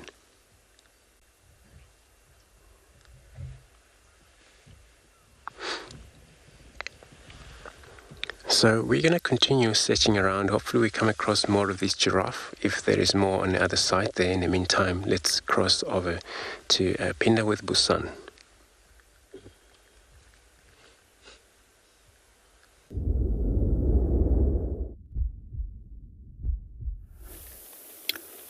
Welcome back. We have reached into the water hole where the giraffe were busy scanning, or where we were busy looking. So it seems like just on a corner there on the right hand side you can just see the antelopes. Look at that. Wow. Those are the impalas. They're nice and relaxed. And you can just see some of them are also lying down.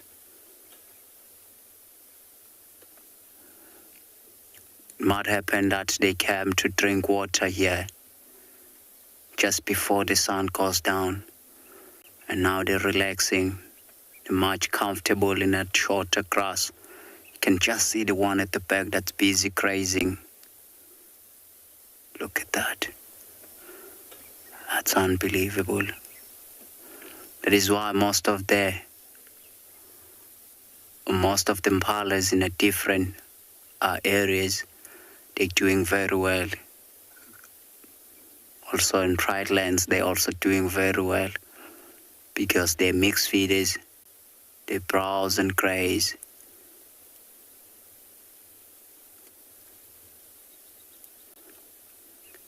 Look at how she's busy grooming herself. Oh, you remember the oxpecker that was sitting on a giraffe earlier on? They came and landed on Impala. Look at that. Sitting on Impala's head.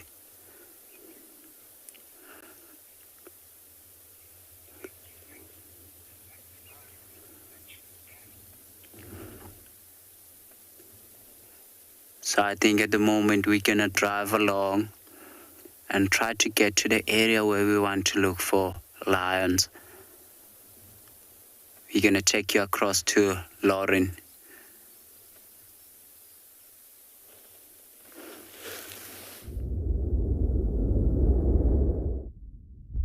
From one magical sighting to another. We did leave the area very, very slowly. They did get startled. They're young, not entirely habituated. They're just slowly moving out of a sighting. Let them learn. Vehicle's nothing to be afraid of. We kept our distance. That's why the visuals were not, completely perfect.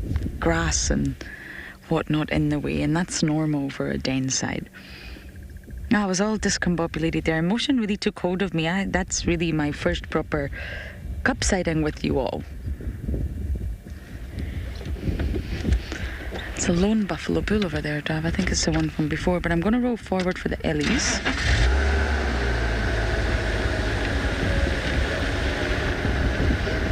I'm so glad that was successful. It could have not been. Elephants are moving off, but we're going to try and get a little bit of a better view of them. Hoping to see signs of Marib, since we are on Chitwa, and we all know this is his favourite hangout spot now. And many... Oh, there he is, Davy, looking at the Ellies. Sorry, where? Marib's on the wall.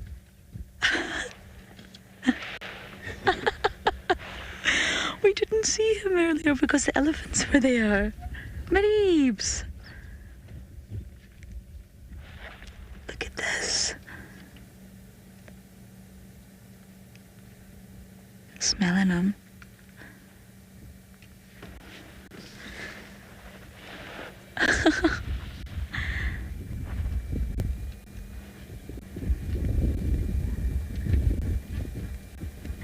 I didn't see him because the elephants were blocking him.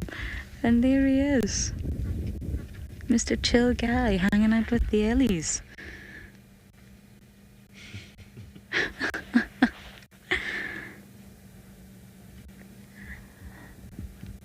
Look at the Ellie shadow next to Marie's.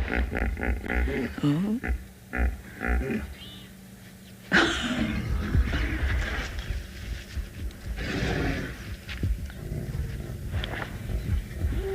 Oh, you see that? Even the mama on the Will reacted. Look, charging along the damn wall. Reaction, immediate reaction. Wow. I'm not going to go up on the damn wall right now, everyone. Not when this mama's reacted.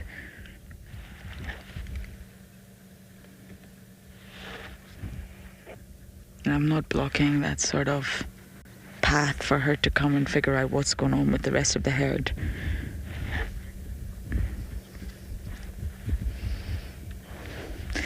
Nana, you're right. Such beautiful elephants. They didn't quite understand that Maribs was there until he moved. Did you notice that?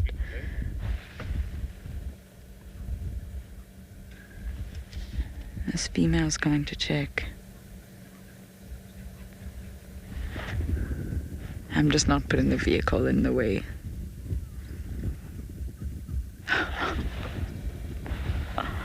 Once she moves off, we'll go up on the dam wall and see if we can relocate him. If he has gone into the drainage, it'll be tricky. But let's see. Marie's loves that wall. He's probably trying to get heat. It'll be warm. It's really cooled down. And now I'm very grateful for my thermals.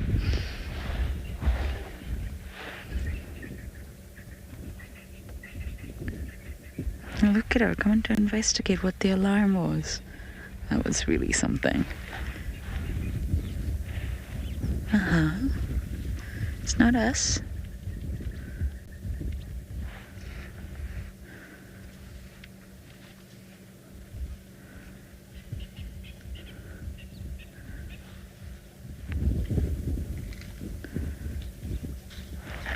Or she's heading down that exact way that Maribs went.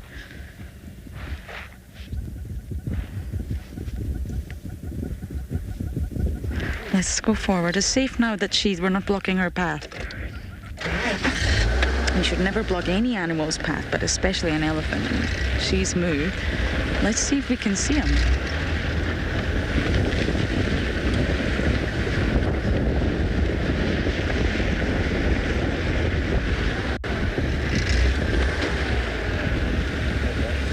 You got him.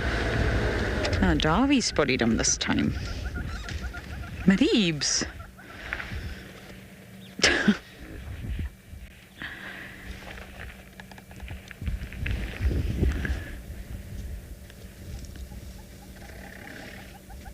He's not leaving his spot though, is he?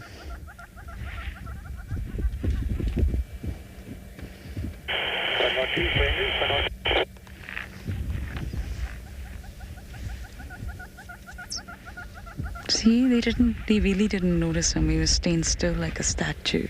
They were smelling. Their nose will pick him up before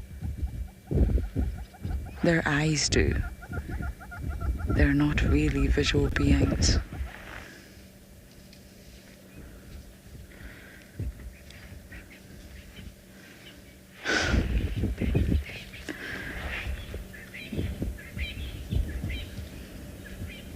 Wow, that was really quite something. We're going to sit here and see what Mr. Maribs decides to do.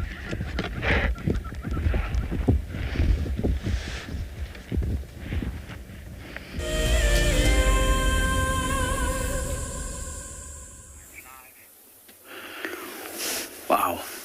As I was driving around, I spotted a very, very camouflaged chameleon. That's unbelievable. Look at it, sitting right on top of the branch there. Wow. In the meantime, I'm gonna sit here quietly and we enjoy the sound of the bush.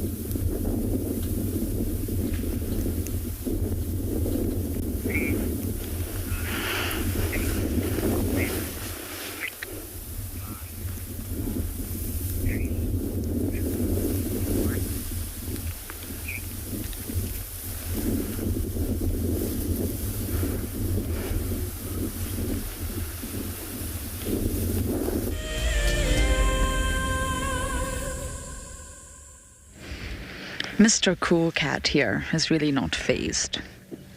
You're too cool for school, Mareebs.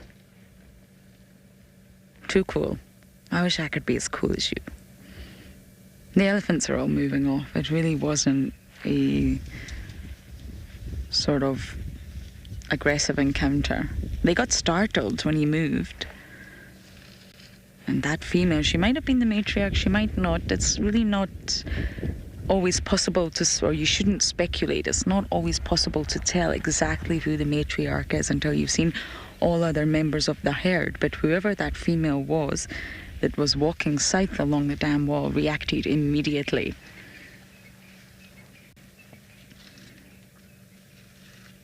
Hi, Cool Cat. But that wall really will retain heat. Have you ever sat on a pavement and you can feel how warm it is?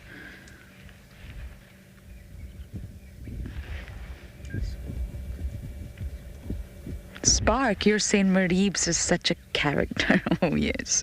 Oh, and there we go, everyone. Would you look at that? He really is. I remember the first time I saw Mareebs.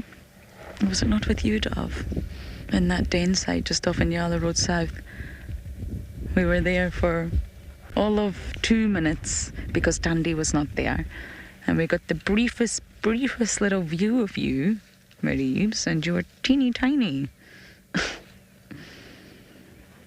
And then I got to see him when he got a little bit older in the Mulwati at what used to be Purple Eye's Den. It's a really lovely area in the Mulwati. It's actually collapsed. We're not able to drive that right now, but I'm sure some of you will know the spot we're talking about. Tandy used that with Mareebs once he got older, and they came west from Torchwood. And then now look at him.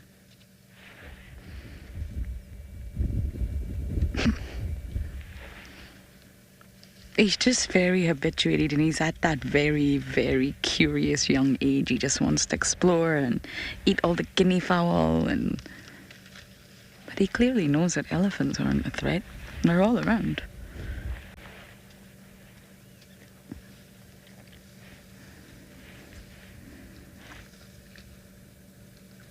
I really hope that Tandy comes, and it's been quite a few days now that they haven't reunited.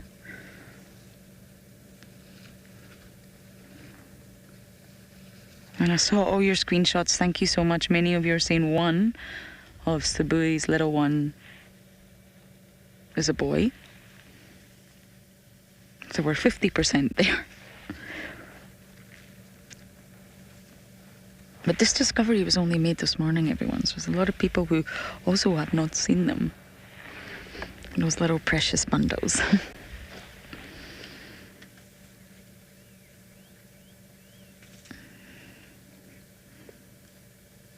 I'll post my illegal photo. The reason we say that is not really illegal, but of course on drive we're not supposed to take photos. That would not be so pleasant for all of you guys to listen to us go ch-ch-ch-ch-ch-ch. So when we're live, we're not supposed to take photos. Only for incredible and special moments.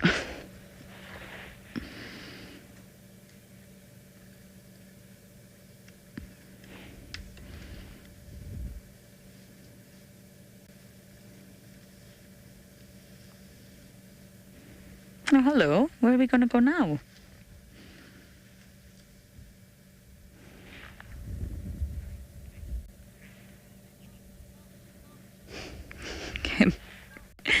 You're saying Reeves is looking for the guinea fowl? Waiting for the guinea fowl. Oh yes, 100%. You're right, Kim. And that was sort of what I touched on earlier before I got too discombobulated in myself. That they start small. Young leopards will eat, the fish eagles. Love that sound. Will go for ground birds and small rodents and squirrels, scrub hares, before they start to make much bigger kills.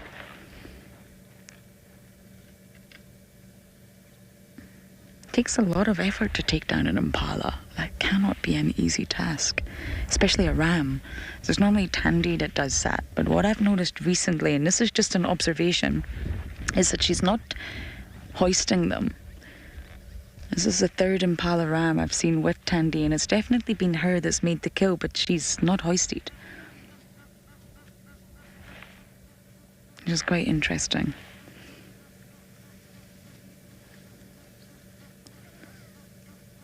And if you think about it, potentially, and I'm massively speculating here, everyone, I'm going to be honest, Mareebs could have the same father as Sabui's new cubs.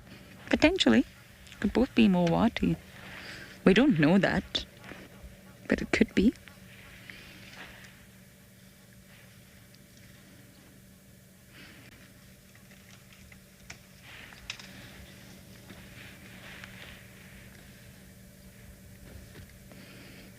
I have a funny feeling we're going to go back to the wall.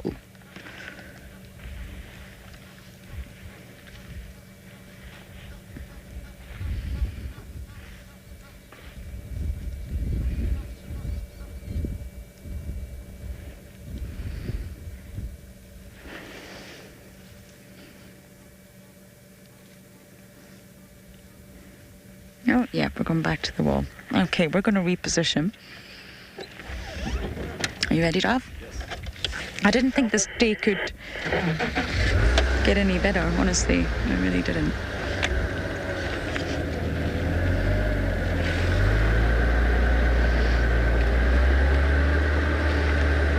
Oh, I'm doing okay here.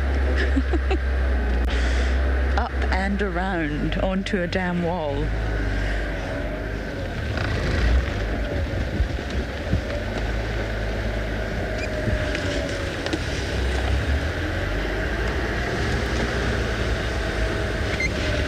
It's a buffalo.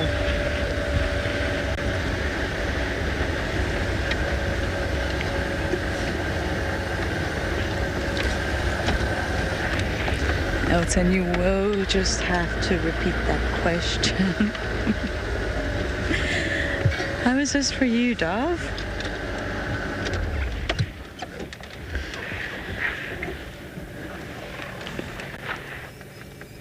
Mindy is asking a question.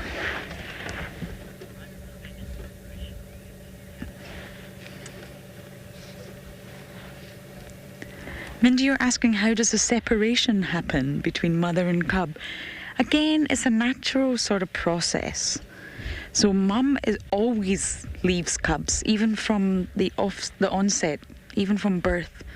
Obviously, the first few days, mum will be really attentive and there'll be lots of sort of suckling going on. But from a few days old, the cubs are left. And it's almost like learning the life of independence from a very young age. Then mum goes out, she hunts, she sort of tops up her nutrition, her fat stores, or protein in order to produce very nutritious milk. And then she'll come back to the den. She'll suckle. This goes on for a while until the cubs become a little bit mobile. And then mum will start to move the cubs. So slowly but surely they realise, oh, there's a whole new world here outside of the den. And once the cubs have sort of moved in once, it sort of becomes a regular process. They get moved a lot. Den size change. Tiani's already changed hers. She's no longer at that one you saw her cubs at with Tristan. And slowly then the cubs will become a little bit mobile with mum. But from the onset, they are always left and they respond to mum's calls only. So every other noise will be a threat. Every other sound, every other footstep until they know it's mum. And then, of course, they reach a time where they do start following mum. But just like Mareeb's here, he's not independent yet. We really don't believe so. He will meet up with Tandy again. And they find each other through scent and through vocalizations. And it's no easy task. I spent one drive watching Mareebs look for Tandy and Tandy look for Mareebs, and they didn't find each other during that sunset drive. But he doesn't travel too far, so she knows where she left him, and she knows roughly where to come and look for him. But from the moment a leopard is born, they will spend long bouts on their own. It's normal.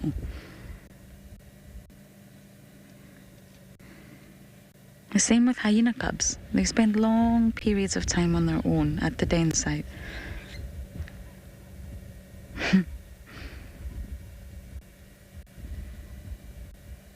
What?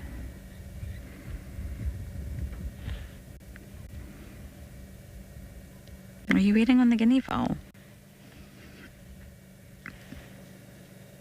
Oh, yes, he is. It's not quite guinea fowl o'clock yet.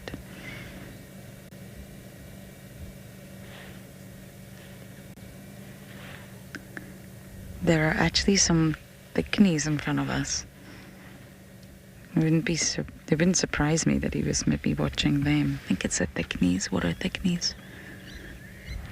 Really camouflage. Yes, it is.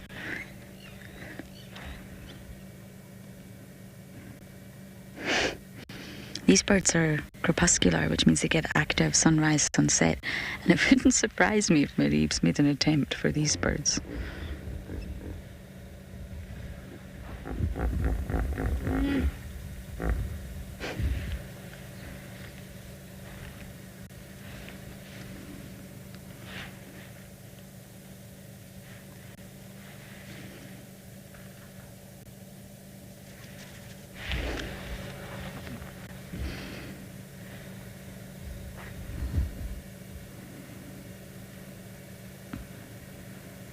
What are we watching now? I don't even know. Everything and anything. Okay, we've definitely got our sighting for the evening, and we're going to sit here with Mr. Mareebs.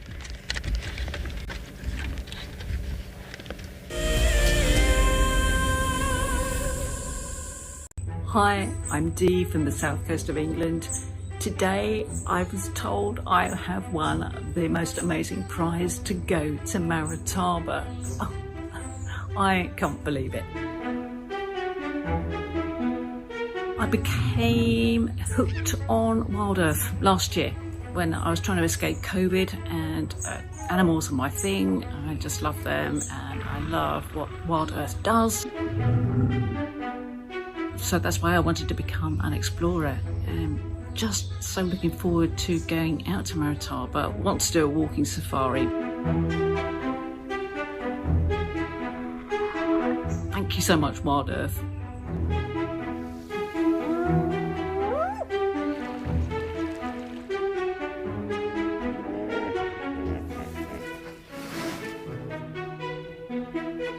WildEarth Explorers. It's in your nature.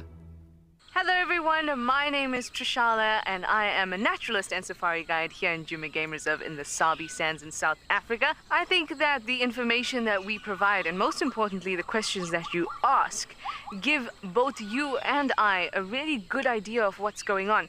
My friend Fernando here, he's a flat-necked chameleon and I love them. They're just these gems that you manage to find in the bush. Catch up with the guides daily here on WildEarth. Okay, there's another big male coming in from our left here. Another big male, look at this. This is the one. Now you're going to see sparks fly, guys.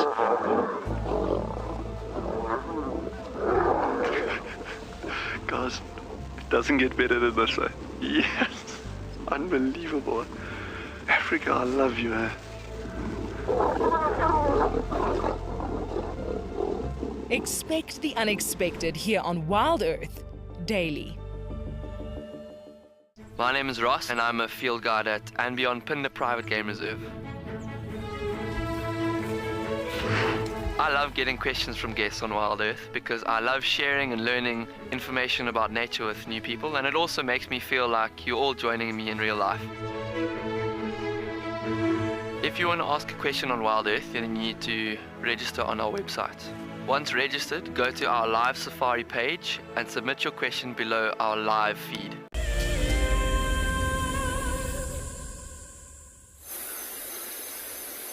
Good afternoon and welcome back to Bushwalk. We're walking in an area that is called red swales. And when we got here, we actually noticed something interesting. There is a large amount of swale that has been dispersed. And I immediately looked at it and I noticed that it was Aardvark that dug itself in. What I see in the front of this little tunnel is a large amount of swale that was pushed in front of it to close it up. And what we also noticed is a large amount of flies. So this Aardvark is actually currently in this hole.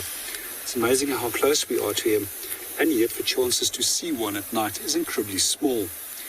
When I was working in the Kalahari, we actually used to often find them, especially in winter during the daytime. However, in the Leopard, the temperatures is way too warm, and they will only go active at the coldest part of the night when their termite food will become active. So one of the things that we also found as we looked closer was that there's actually a number of impressions of footprints that has been in the soil, and those impressions has been covered up by soil. However, there's one footprint that's remaining that's very clear, and this looks like a very large male leopard. You can see 1, 2, 3 little lobes over here, which is typical of a cat, and then incredibly large round toes. This is a lioness. The toes probably would have been more oval in shape. And it's very likely that this leopard actually chased the Aardvark into this burrow, and that the Aardvark was kicking the sand back, and that's why the tracks that's in front of it has now been covered with dust and soil and other particles. In the past, I've actually seen lions digging them out, and I'm actually quite surprised that the leopard hasn't tried to even dig them out. What we do find is that they can actually very effectively defend themselves by means of kicking with their feet, and those incredibly large nails can cause a lot of damage to a potential predator. So as a last resort, they can empty the contents of their anal sac onto a potential predator as a chemical defense. I once actually watched African wild dogs chasing an Aardvark, and it's amazing how quickly they can actually burrow themselves into a hole like this. And it's literally within a split of a few seconds that they will be into the soil and gone.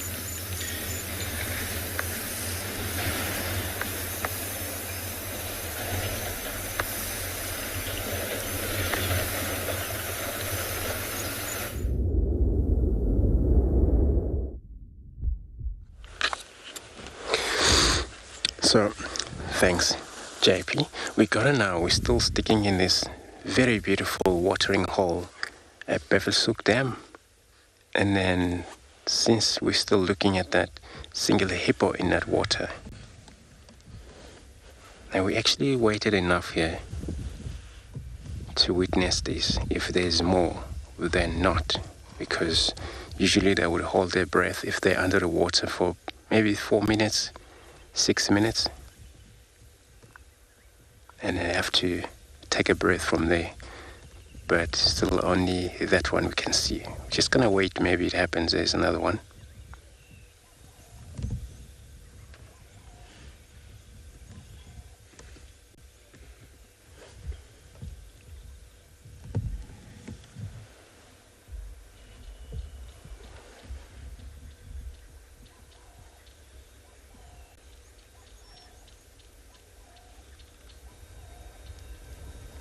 hippo do really need water during the day for the sake of their skin, which is usually it gets very dry, harder when they don't actually return back to the water for a few days.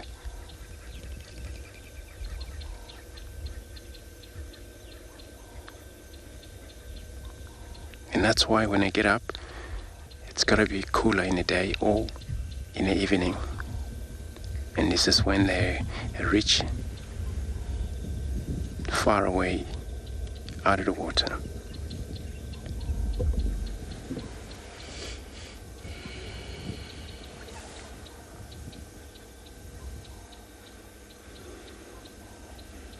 So, Mike, you're asking how do the hippo mark the territory in the water? A lot of time when in the water they don't do much of that, but they rather do it on the bank. All they do, if there is a dominant hippo in that area, you will see him get up and then again face the water, that he would spray his dung against these bushes, always return back to the water.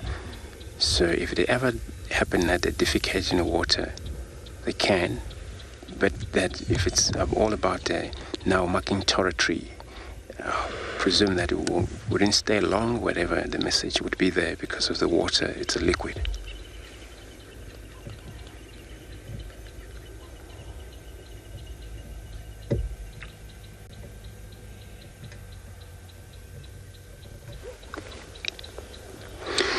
So we're going to be continue bumbling about, searching for anything. Again, we're going to send you across to Lauren with her Maries, the young leopard.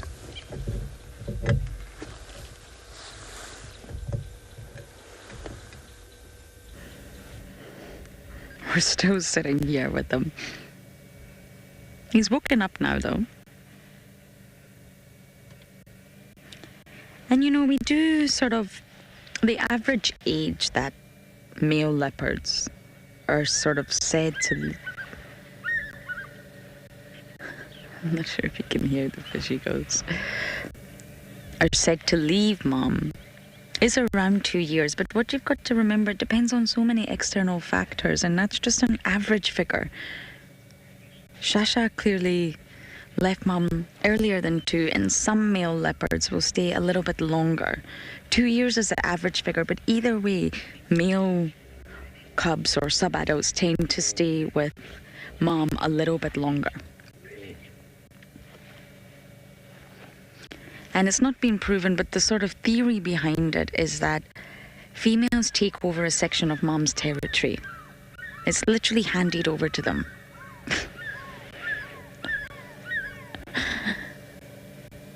The fish eagles are having a conversation with one another. And the female then starts to sort of learn the lay of the land and make sure she's got adequate resources and get ready, not immediately, of course, but get ready for reproducing. That's the female's drive, the female's goal. Whereas a male, he's then got to explore, enter into other territories, other male territories, maybe get chased, maybe have to fight, learn the lay of the land in terms of find the space that he can fit in and then become territorial. And if you think of Hosanna, that took him a long time. And if you even think of Tavangumi, he's still exploring. He's in Buvusuk some days, he's coming into Djuma, Simpambili, he's learning. Where are the threats? Who are the threats? Is there any vacuum of space that I can set up my territory? It's a long process. And the sort of theory goes that male sub-adults stay a little bit longer with mom because they've got to get ready for a much tougher life ahead. They don't just get a section of mom's territory or father's territory handed to them. It doesn't work like that for male leopards.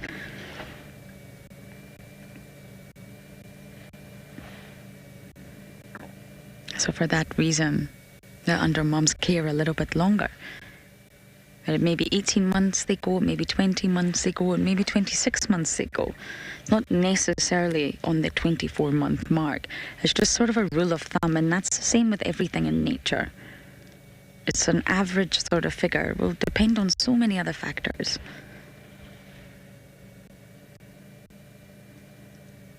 find it really fascinating how different it is for the two sexes.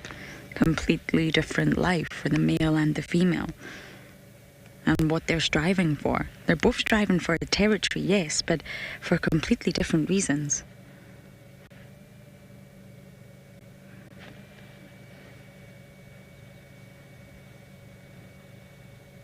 And I mean, primiparity among female leopards is said to be influenced by both social and physiological factors. So the average mating age depends on so many different things, from physiological, which is hormonal changes, and obviously the estrus cycle and all those internal processes, and then social, what's going on around the female. Are there lots of competition from other female leopards? Who are the dominant males? Has that female interacted with the dominant male? It's not just simply, set up territory, come into estrus, mate, have a litter. It really differs across the board.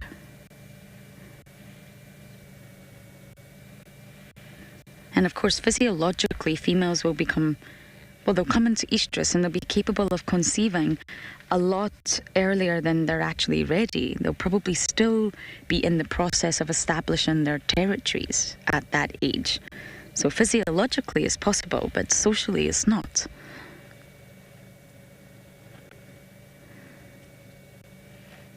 And setting up a territory is crucial. They've got to secure access to resources necessary for pregnancy, then lactation, then cub rearing. All of these sort of processes require an extraordinary amount of energy.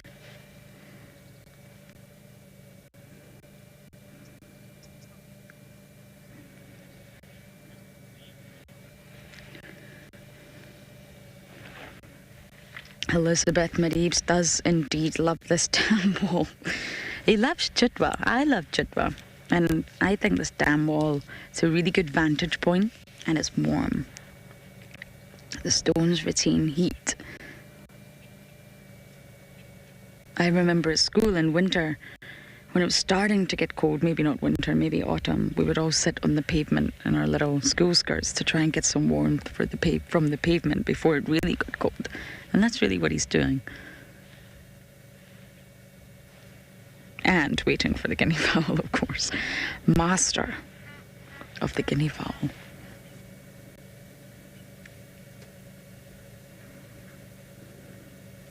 It doesn't look entirely comfortable, but hey, it must be.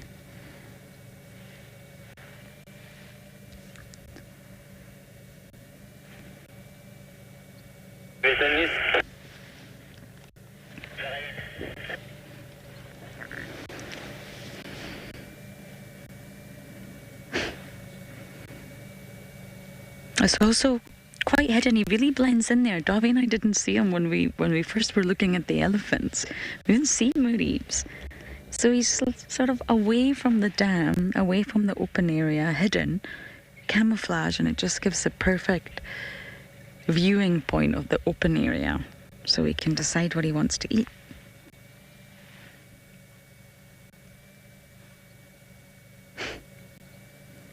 What's on the menu tonight, Reeves? Mine is vegan schnitzels. Very interesting. If you've never had them, don't get too excited about eating them. Yeah, Reeves, that's not for you.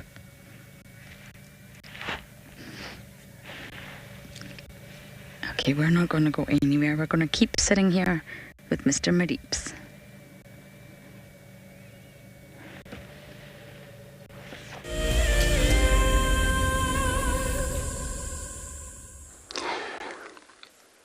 So now we're looking at these beautiful clouds. When you look through this very dry leadwood tree, all you see all of the beauty of the sky far on the other side. But now, we're looking in the west. But it looks like at the minute the sun go down, then it's going to be one of the beautiful, sunset for this afternoon. But also, we've been traveling around in this road here, listening to all of audio or any sound of any animal that may be sometimes threatened, that we're going to go have a look, but nothing. So we just stationary here, just listening to the sound.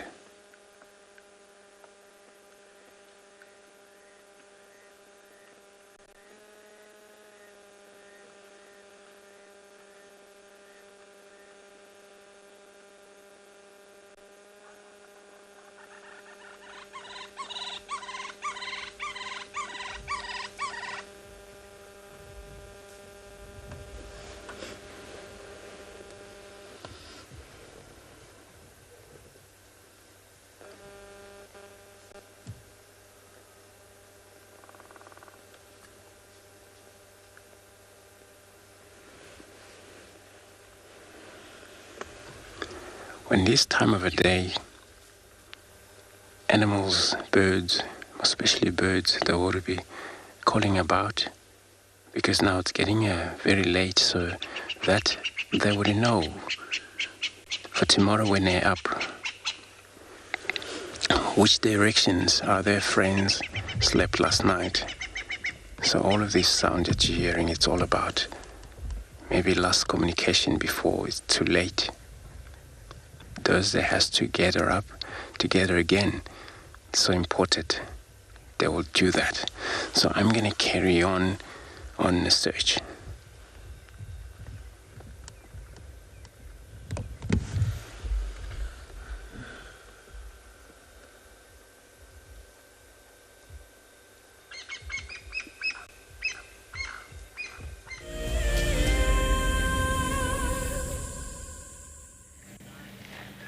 We've repositioned ever so slightly, and the guinea fowl are there.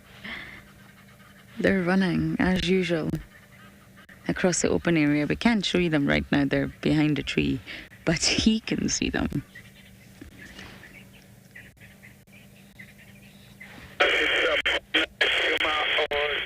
Oh my goodness, our Eastern Channel is not fun.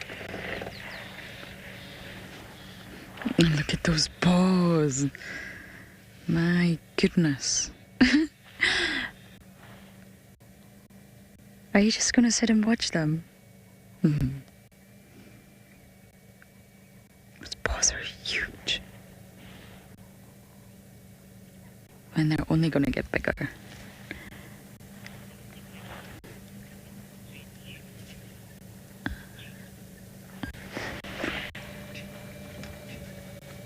Gino! Gino. No, I don't. There's absolutely no science behind that, but I don't. I don't think that's necessary for a leopard. I think visually that really wouldn't be necessary for their lifestyle. I think, say we were to keep Maribs as a pet, which is completely hypothetical, everyone, and it's not going to happen. But say we took him home and we kept him in our camp and he became our pet, he would recognize us, yes, but by scent. If you're feeding him and you spend every day with him, you would become an important part of his life and he would recognize you through scent. But visually, sometimes my old dog now, Poppy, as she got older, she also didn't recognize me visually at all. It was always through my voice or my smell. If vision isn't that animal's primary sense, I'm definitely not going to recognize individuals of another species, and humans are another species. And it's also that interesting thing that we're part of the vehicle. Yes, this... That was a big yawn. Yes, they see us and they give you eye contact. I really believe they can identify your eyes, but we're also part of the vehicle at this stage. If I was to get off the vehicle, then I become something entirely different. He can hear us, he can smell us, but I definitely don't think he can recognize humans individually, as much as we would like to think he could. He can. An animal is only as intelligent as it needs to be, and what that means is energy generally in the animal kingdom through natural selection and sexual selection is not really wasted.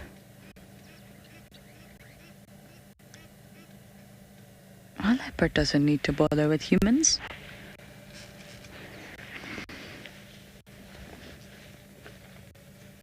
He's a wild cat.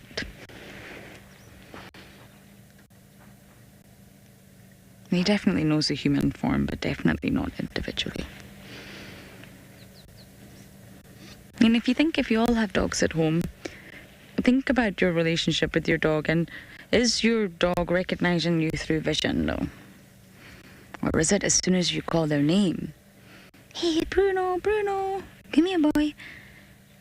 And then when it gets closer, the dog will be able to identify your scent.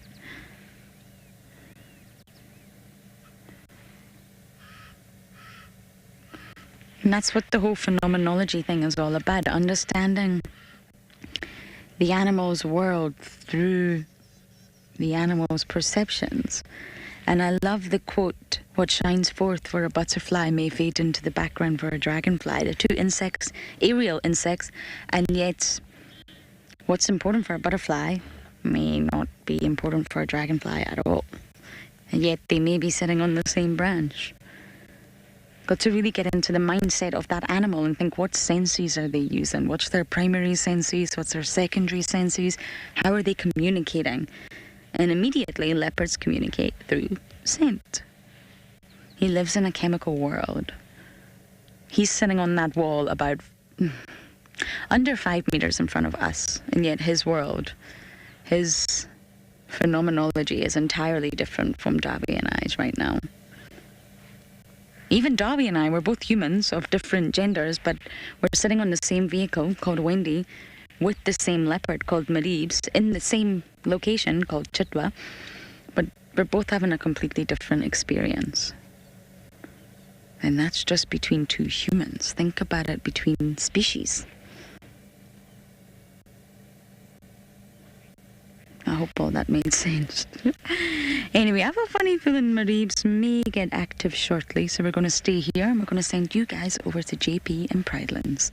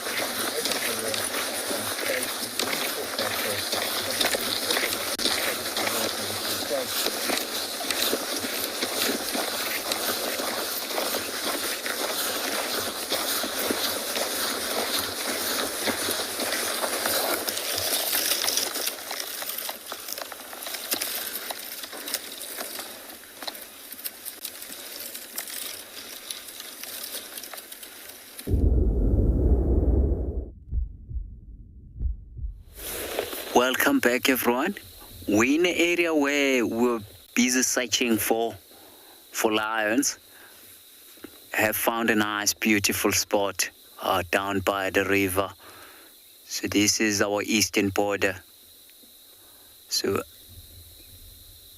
this river, it's our border. So what we can see just across the river, that's a game farm. Have a look at those bright yellow trees with the sunlight onto them. It is so pretty. Number of Pinda. It's really amazing. Wow. So they're known as fever trees or Vacalia xanthophora. So they normally grows along the edge of the water. So where you'll find a lot of these fever trees, it's around a riverine or water holes.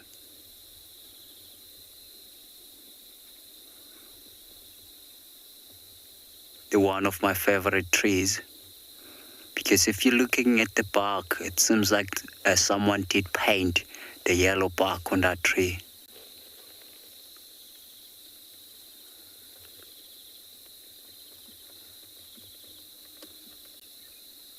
So the name they got fever tree, it's because when the first white people came into South Africa, they used to camp under the water. And with all this powder, you can just see what look like a powder on that bark of the tree. It used to fall on top of their tents, and they were getting sick, and they thought that it was from the powder of the tree. Meanwhile, around the edge of the water hole, it's where you'll find a lot of mosquitoes. So mosquitoes breed in the water. So they were all having malaria. Wow. But it is so pretty to be able to see that fever tree forest area. So in this side where we are, so elephants, they have pushed down most of our fever trees. Normally it's because they're nice and juicy for them. Sometimes they'll push down the whole tree to get to the roots on the ground or to the fresher branches right on top. But they're also helping the lower browsing animal.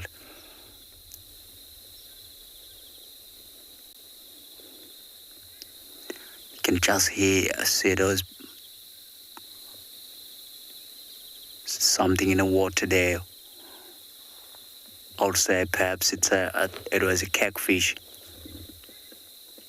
There's normally a lot of catfish in this river. So years ago, we used to do a boat trip along this stretch of river. It was a really nice thing to do, and to be able to see the sunset and the sunrise. Unbelievable. But there's a lot of crocodiles and hippos.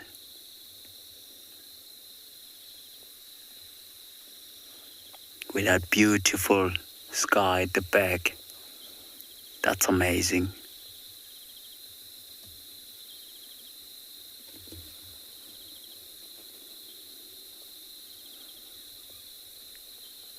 So we were following around this area the tracks of a single lioness that lead us into this river. So with her tracks coming down this side, which means she will be after all the animals that are coming down to drink water. So normally along the stretch of this river, we get a lot of Ngalas. It is so dense, it's the vegetation that they prefer mostly.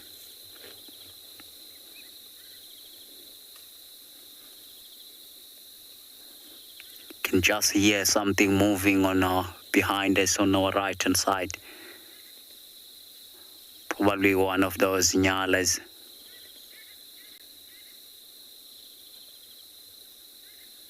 So while we stop here, if the lioness walk into our direction, we'll hear those Ngalas shouting. They will give us a clue where more or less we must start looking. But because we haven't had anything yet, just want to listen for a few seconds. If we can't hear anything, then we're going to continue our search.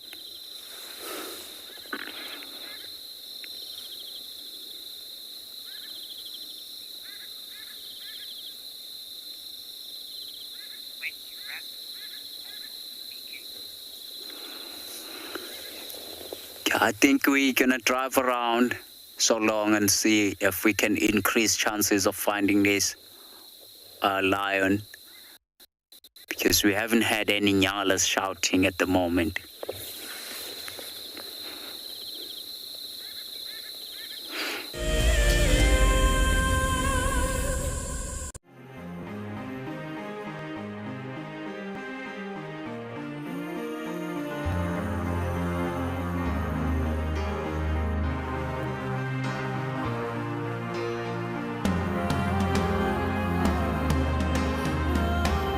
Suspended above Kenya's Masai Mara is a breathtaking lodge where unrivaled service goes hand in hand with extraordinary wildlife sightings.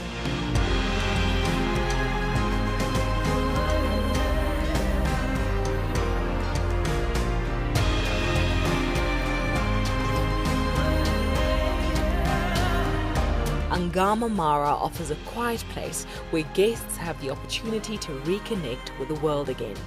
Sign up to be a WildEarth explorer before the end of July, and you and a friend could win a 3-night stay at this award-winning lodge. WildEarth Explorers, it's in your nature. As one of the industry's best and Fagasa Indoors training institutes, NJ Moorfield Guide College produces professional guides of exceptional caliber and gives students from around the world an incredible experience. NJ Moore offers courses to suit all types of interests. The full-length career course results in a Fagasa accredited qualification and the option of a 6-month internship at one of Moore Family Collection's luxury safari lodges. Shorter courses are a great introduction for those considering a career in field guiding or even a life-enriching experience in your gap year. With spaces still available in July, don't miss out on this fantastic opportunity to live your African dream.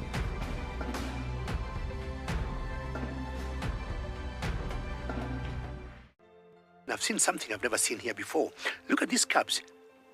One is crossing the river. It's being washed away, unfortunately, but I'm sure the mother is going to save her. Look at that. How beautiful. Look at that. One crossing, 2 to go.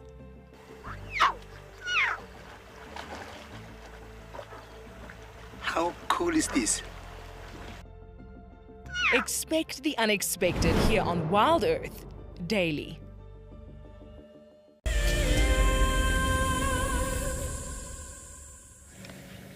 Not moved a muscle.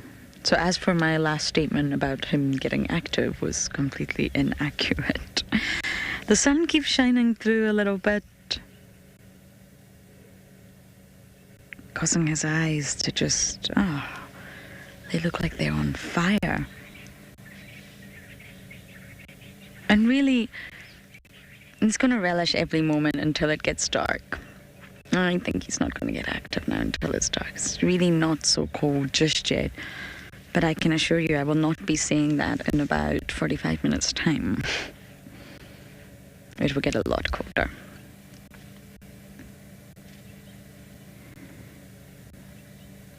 Just like Hosanna never left, really. I mean, from quarantine, Gowrie Dam, Hosanna was always there. It wasn't a challenge to find him. Those days were easy. Mareebs is in that phase. He's always going to be around Chit, but we might not always find him if he's tucked away in a thick bed of grass, but he's really not difficult to find. It's predictable bunny right now.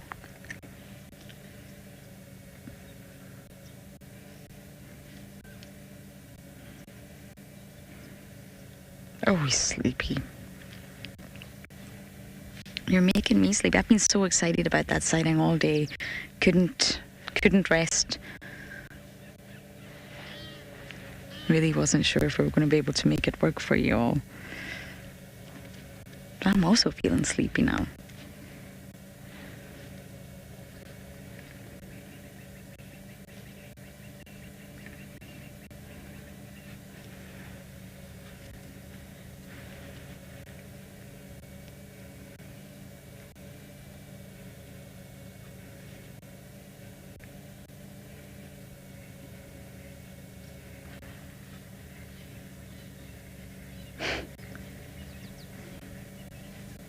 Hello.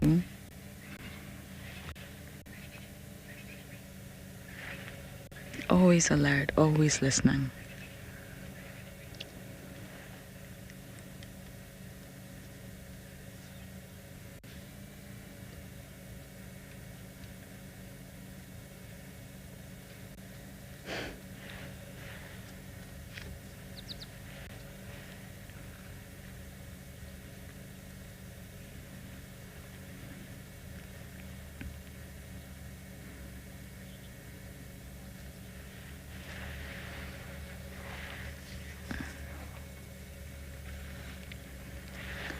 Twilight. Tswalu twin.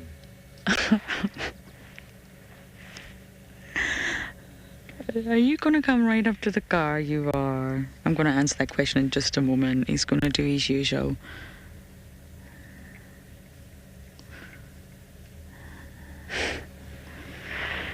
No, let's see. Oh, he's now sitting down right behind the car. I'm not sure if Darby's going to be able to get a view, especially past this apple leaf, but let's try. He's watching something. Now, to answer your question, leopards are primarily nocturnal, so generally speaking, they are said to be more active in terms of hunting and all sorts during the night. But really, we've seen lots of hunts during the day. They're completely opportunistic, and it's also very situational, dependent. If something comes their way and they realise they've not been spotted, if they're really hungry, if the temperatures are right. It's very rare to see a leopard hunt during that really midday heat in summer. You know, that window between, say, 12 and 3, or even just 12 and 2. But they do hunt during the day. They're extremely opportunistic, but generally speaking, they're classified as nocturnal.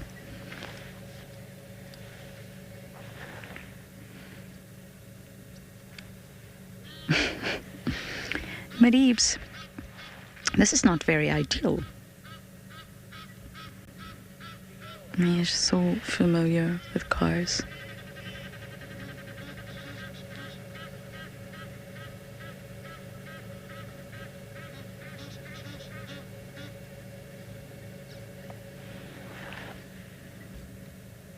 Oh no, don't go. Oh dear. He's a little bit too close for me to put my engine on, to be honest. I'm not going to do it. So we're just going to have to work with this.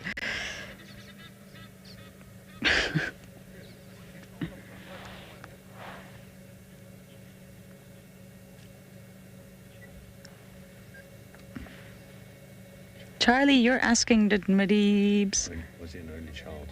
No, he had a litter mate. Mareebs was part of a litter of 2 that we know of, and sadly that one didn't make it. Didn't you get to see them both, Dav? I'm sure it was Davy and James. Tandy actually had 2 litters quite close together, 2 litters of 2, and the first litter didn't make it. I'm afraid that was rather sad, and she quickly went back into estrus again. She obviously mated and had another litter of 2. Mareebs was one, and the other one didn't make it. And that's the stats, I'm afraid, 50% cub mortality rate. I think it was a girl, but I could be getting confused. I think it was a female, but I could be wrong. You are absolutely welcome to correct me if I'm wrong.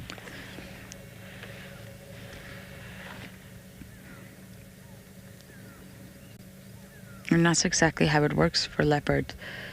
For Tandy, she lost and just immediately came back into estrus again and conceived again and just had another litter.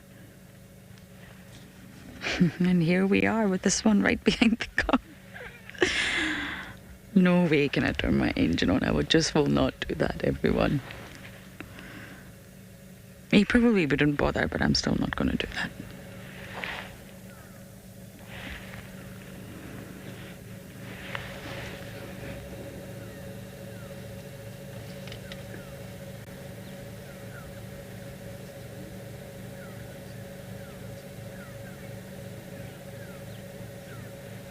And of course in winter, leopards are going to keep moving all throughout the night, eating, moving to keep warm. HH, yes. He's become very acquainted with cars. He's completely habituated and he thoroughly enjoys coming up to cars and just having a sniff. Boys love cars. No, I'm joking. He's really, really familiar with the cars. So for him, he's just sitting next to it. It's not a threat in any way, shape or form. Even if we move or we talk, I'm talking right now, he's very close.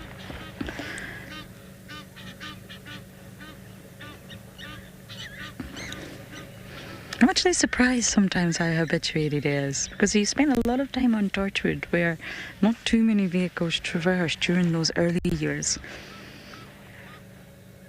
And that's how you habituate. Today I turned on my engine and those two little cubs of Sabuis got startled. Turned it off again. Then waited a little while, then turned it on again, just to ensure that we're not turning it on and, trailblazing out of there, causing lots of noise and breaking branches under our tires. I took it really slowly leaving that dam.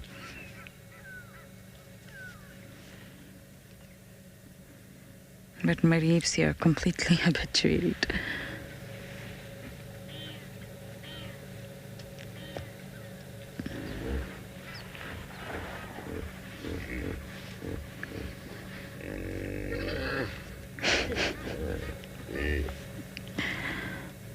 The hippos in the background always make me chuckle.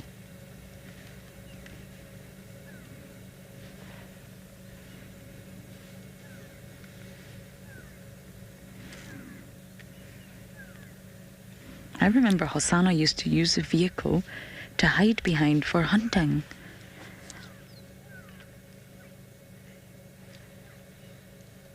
Olga, I couldn't possibly answer that. I really don't know. They generally do rest a lot during the day, more active at night time. But again, it's day to day dependent.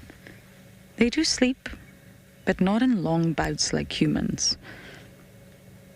They definitely don't seem to sleep in long bouts like lions as well, and that's probably because lions have got the protection of one another. Lions have got the pride. So they really can relax and put their feet up and fall into a deep sleep. Leopards, not so much. But they absolutely do sleep. But as for how many hours, I think during summer they can sleep away the entire day in the shade because it's so uncomfortably hot. And I think in winter it's slightly different. They may sleep a little bit during the night as well. It really depends. It depends what they've been doing. It's all about energetics, all about the energy budget. So if they've been really sort of expending themselves, trying to hunt, failing, trying to hunt again, failing, they're going to need to rest.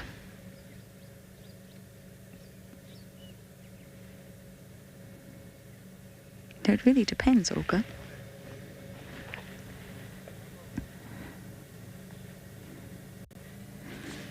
Oh, here we go. Now where are we going? I'm going to see the other car now. Okay, now we can move. Now we've got space to reposition. I don't quite know where I'm going to move to. Do you think round this way?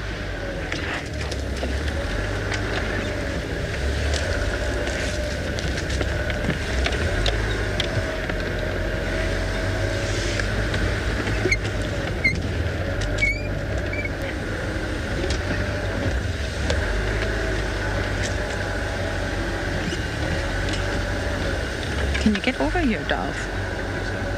Okay. This is a bit of a drainage line.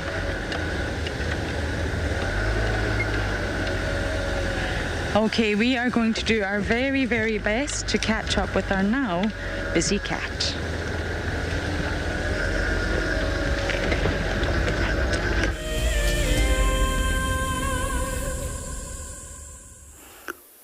Wow, that's a very beautiful sunset. Look at those orange color of the sun just disappears behind the mountain range.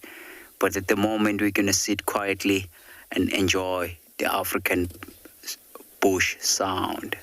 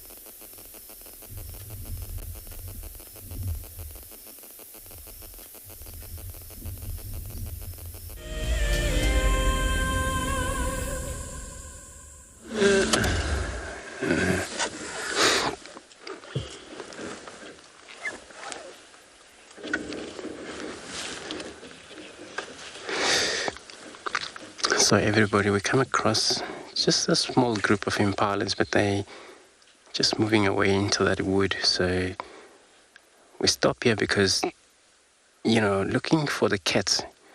This is what the cats hunt. All the prey species, that's what the cats hunt. So always better when you find them and you stick with them just to see who could be hunting them. But these ones, they won't stick around for us. They just...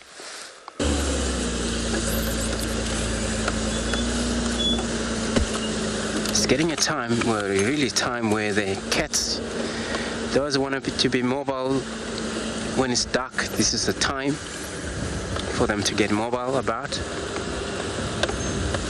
Those have been mobile already. They also already been mobiled. We just couldn't find them.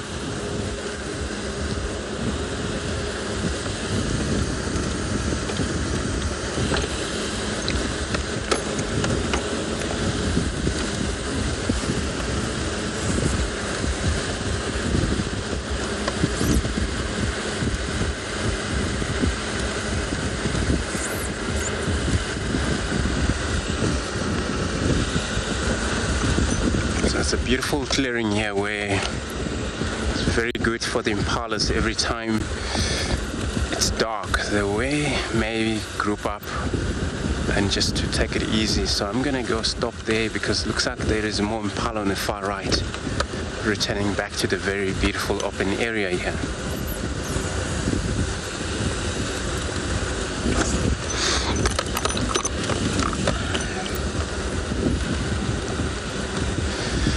So everybody, I'm going to position myself, but in the meantime, I'm going to be sending you across to Lauren with the Maridi, the leopardy, young male leopard.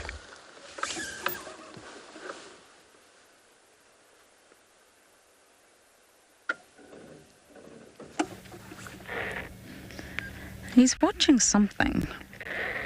We can see Ellie's in the distance, but I have no idea if that's what he's watching or not.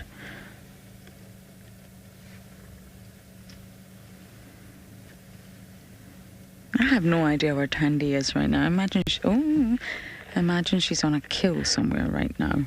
The Ellies are very close. He's walking towards the Ellies. Middeeps, I don't think this is a good idea.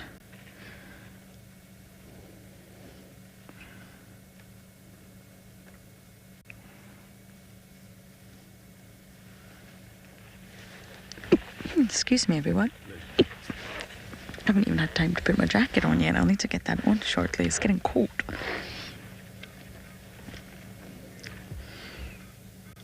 Ellies are coming this way, Dov. Look, I don't know if you'll be able to see them.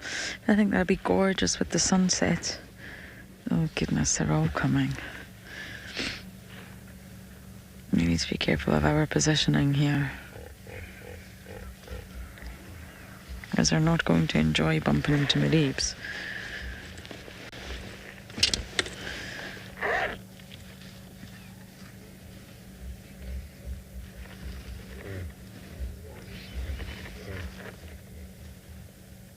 I do see an impala over there as well. I don't know if he's also watching the impala.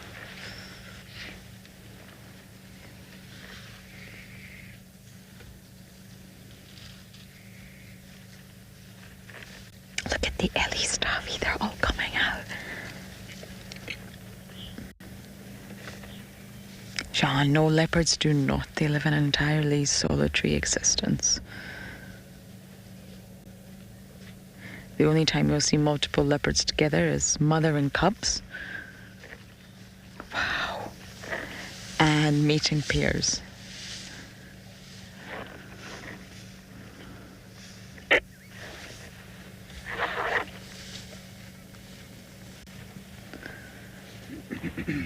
They are solitary. They roam their territories completely alone.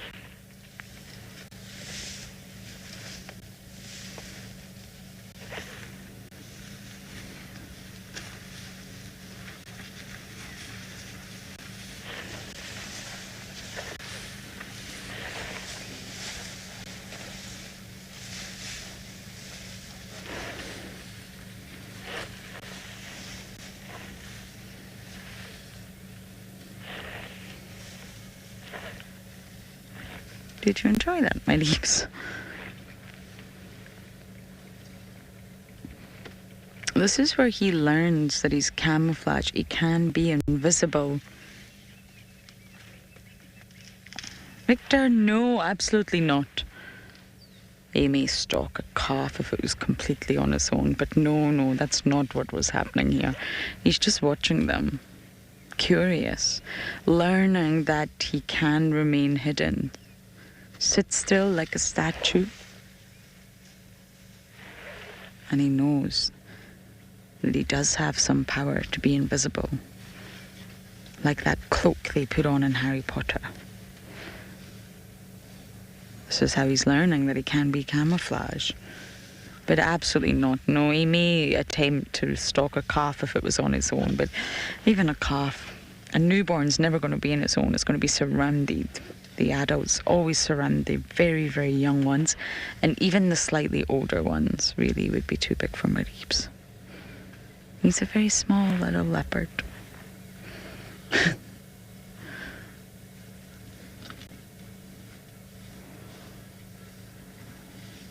He may want to hunt an elephant, but it's not going to happen.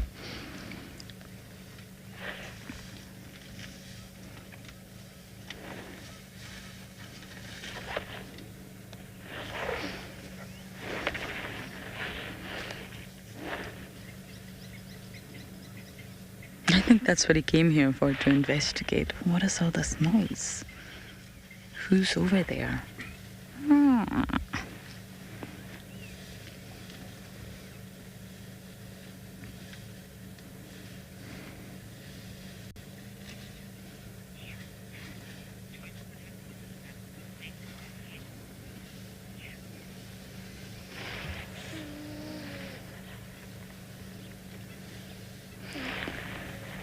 Shrim, you're asking, do we know what happened to the back of his head, neck? I'm not sure I understand what you mean there, Shrim.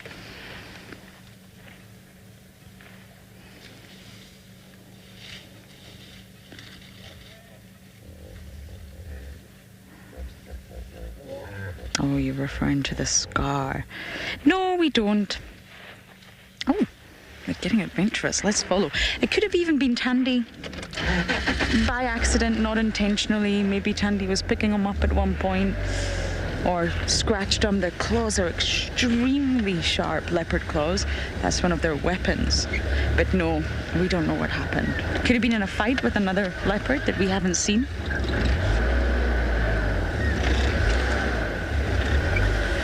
We had an interaction with Semba. We did see that one. That was Tristan's sighting.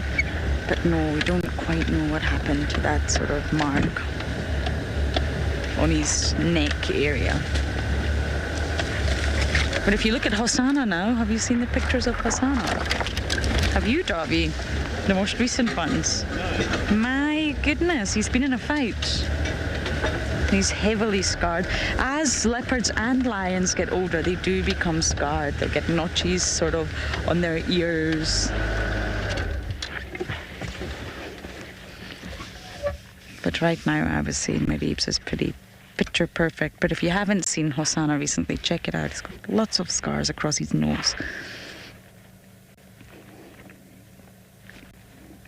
And he's in a highly competitive area. Lots of dominant males around him.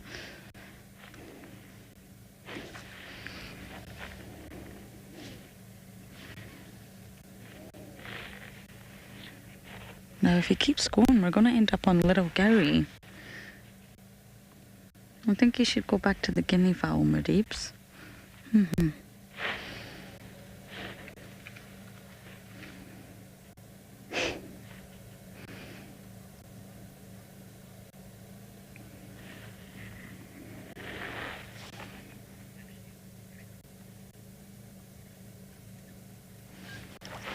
For monarch?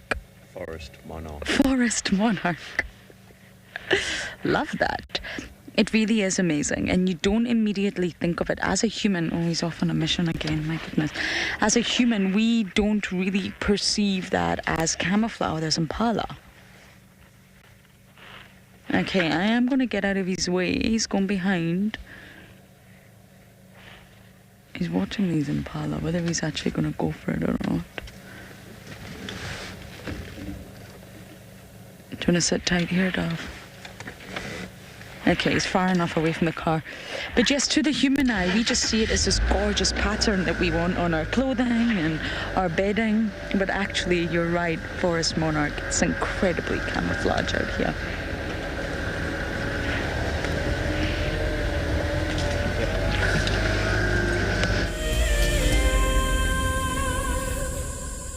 Hello, my name is Marnie Kell from the Greater Toronto Area of Ontario, Canada.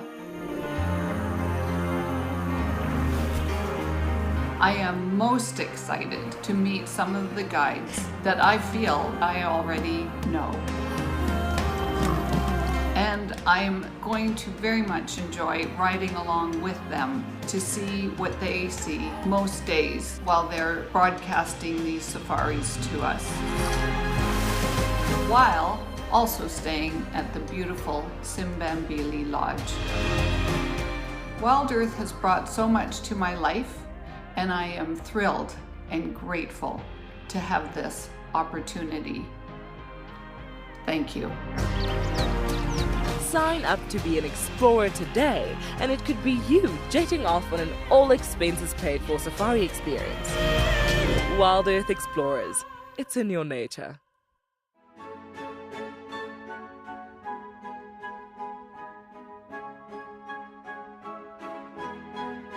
The Wildlife and Environment Society of South Africa, WESA, encourages people to care for the earth. Through innovative projects, they aim to reverse the serious issues that we face in the world today. One of these projects is Green Coast, a proudly South African award for sensitive and well-managed coastal sites. This sustainability project protects our national coastlines while providing unemployed youth with a love for their environment and a hope for the future. WESA is a membership and volunteer-supported organization. Every supporter is helping to change the only earth we have. Visit our website to see how you can help care for our earth.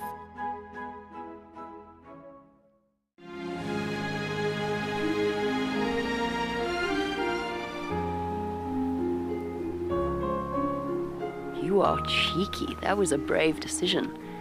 Amber Eyes is... Oh. That is so magic.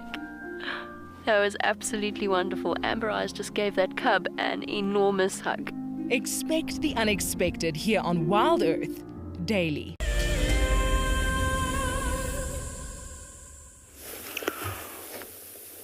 Welcome back, everyone.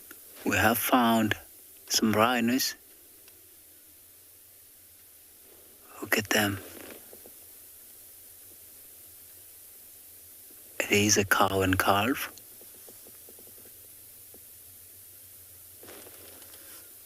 So now they're slowly coming out from the dense vegetation out into the open.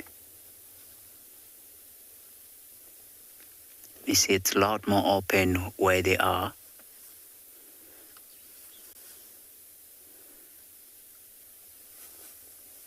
So perhaps where they come from now, they come from the water hole to have a drink of water. And now they come out into the open to graze just before it gets too dark.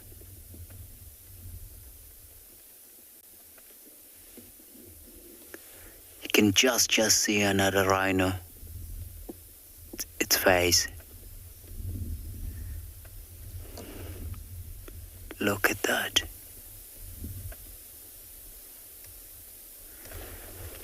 So there were 4 rhinos earlier on. There's another one just behind the bush, although we can't really see it now.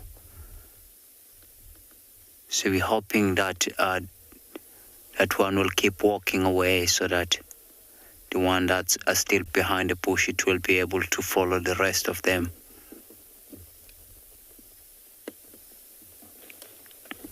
But the one that's close to us, that's a mother.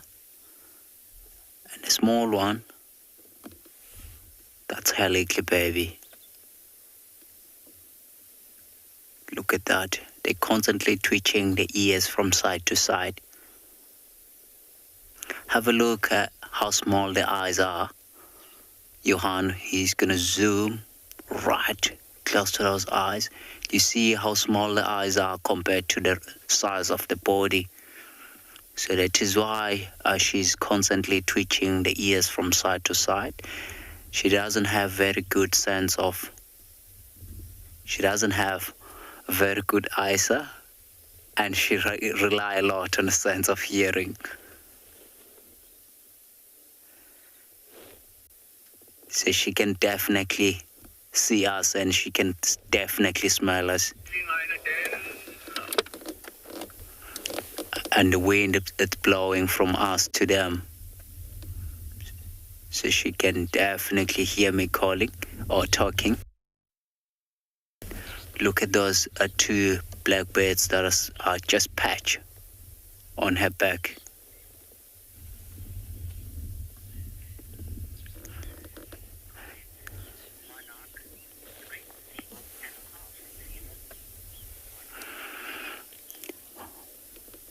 Monarch, yes, it is very good to see a mom and her calf. Look at that one. And as also comes another mom and a smaller calf. Look at the two moms are they've got completely different color. The one at the back, she is much darker compared to the one in the front. One in the front, she's a bit gray. So she was lying on a mat, the one at the back. So that is why she's got that darker color.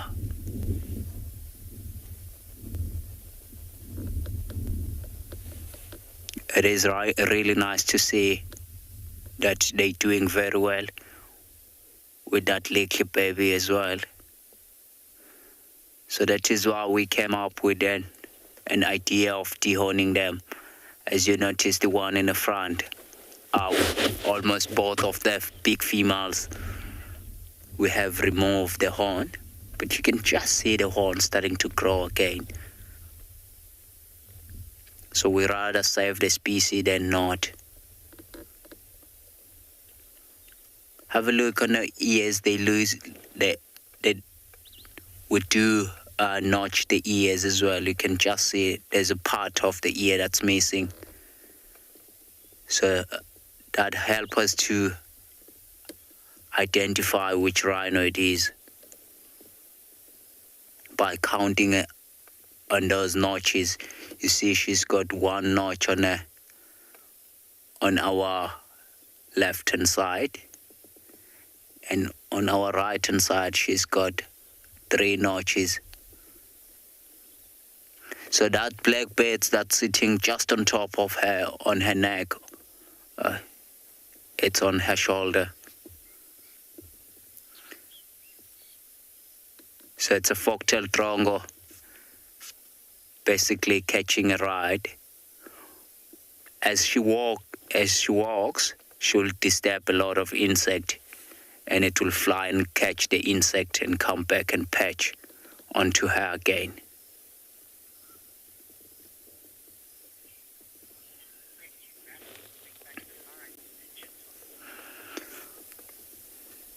So at the moment we're gonna keep driving along because we are about to lose the light now as they walk into that tree line. We're gonna take you across to Lauren.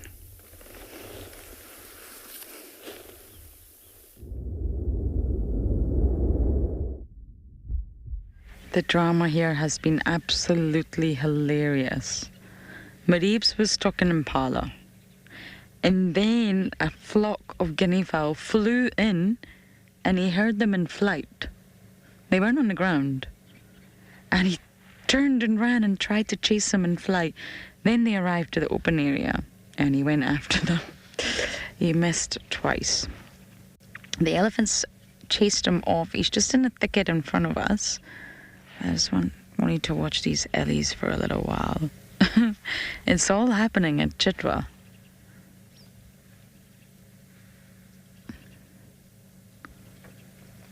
They don't seem too bothered by him. Let's go forward a little bit, Dove. You heard those guinea fowl, and my goodness, he ran. They were way up in the air, and he's running, looking up. Oh, my leaves.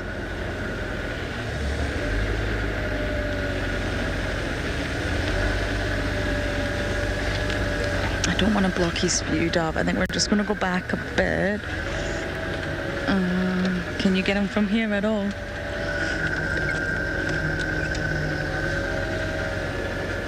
You know what I'm going to do? I'm going to turn.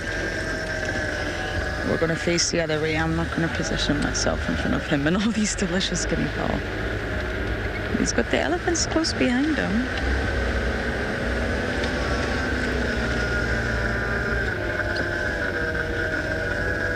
Can you work with this for now?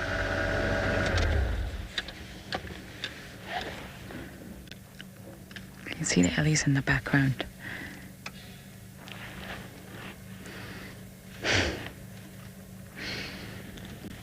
It's such a nice shot.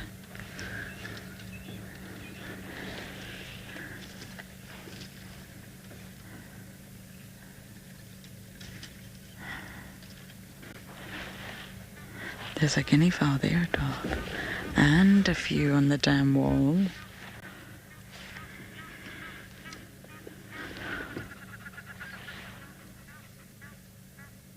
Can you hear them? Those noises of the guinea fowl. Well, it's very thick. It's about 4 centimeters thick, give or take, depending where it is on the body. They have areas where the skin is thin. Like the ears, for example, is very thin. And depending on the sort of age of the elephant, but it can get up to 4 centimeters thick. I'm sorry, I don't know what that is in inches. I think it's times. I actually don't know. Do you know inches, Tav? Oh, hello. Hyena. Everybody's here. Would you look at this?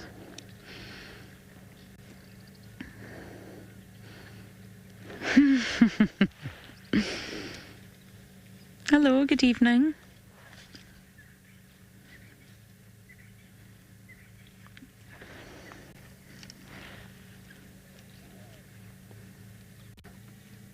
I think that could be Indabele. It looks like her. It's not Swaz. Huh? Are you looking for Maribs? You're very close to him, you just don't realise it. Because you're following your nose.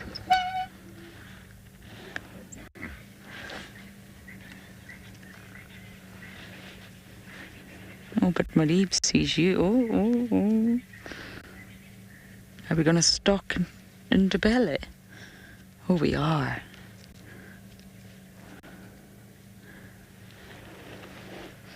Oh my goodness, there's an elephant there too. And Indabele's walking behind the car.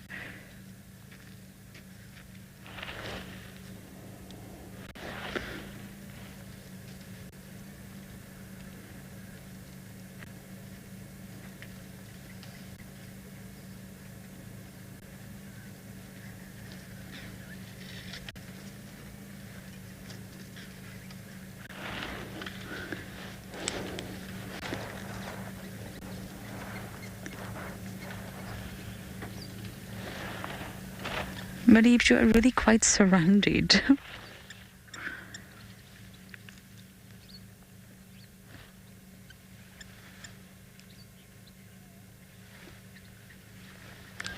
Penelope, you're saying it's like a party on Chitwa Dam Wall. I know, these elephants know there's something there.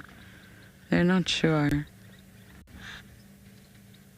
Indabele's looking for him, he's going to stalk her.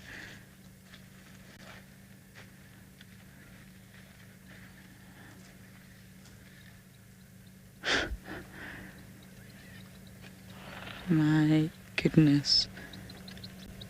Oh no, Indabele's chasing the guinea fowl. There's too much happening. I think we should U-turn.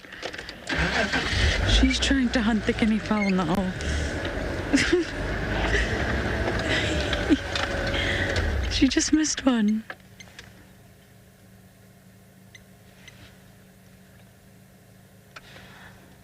Okay, I'm going to U-turn because everything's happening behind us, which is not a good idea. You ready, Dov? Yep.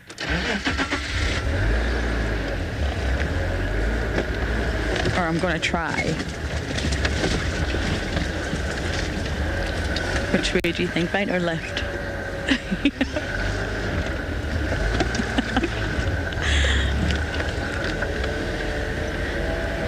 Hyena chasing guinea fowl, Marib's wanting to chase a guinea fowl, and the elephant's drinking at the dam.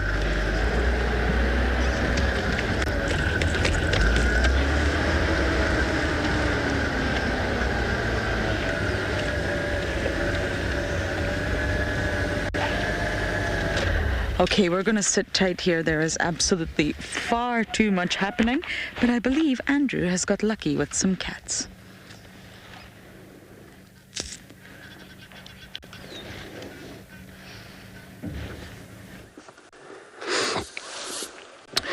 So, everybody, we got her now, the Talamati Pride.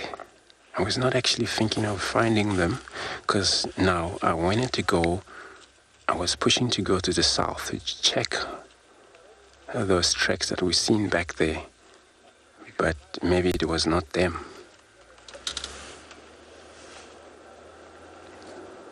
Looks like they're just gonna march across or pass us here. We're going to follow them, and it looks like they're heading east, where they might cross into Djuma itself. And they're in Bambila at the moment.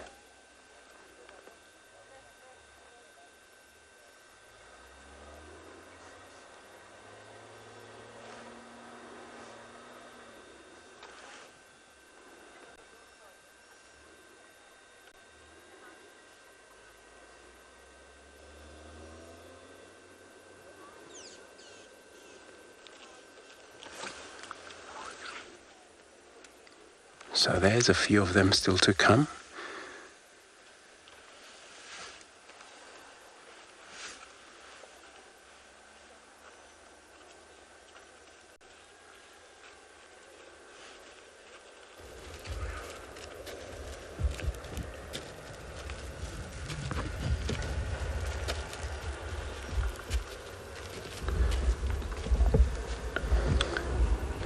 So everybody, I'm going to try stick with these lines. I'm not sure how many vehicles here. If we not push it off, then we're going to try stick with them.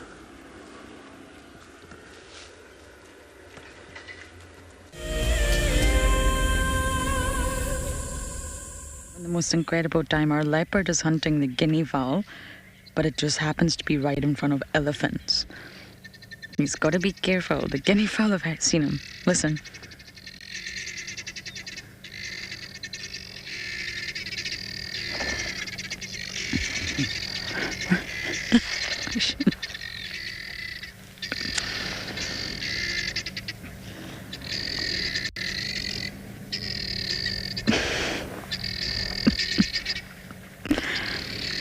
Oh, Maribs, you've been spotted.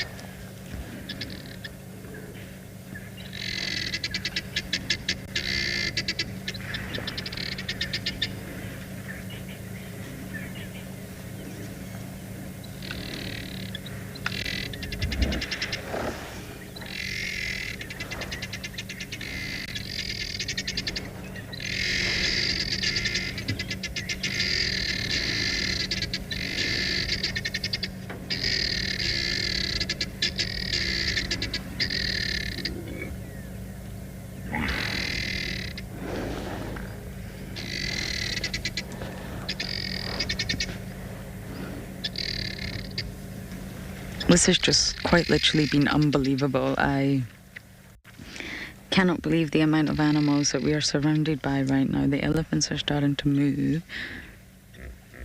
We're going to try and catch up with them, but we can't block their way.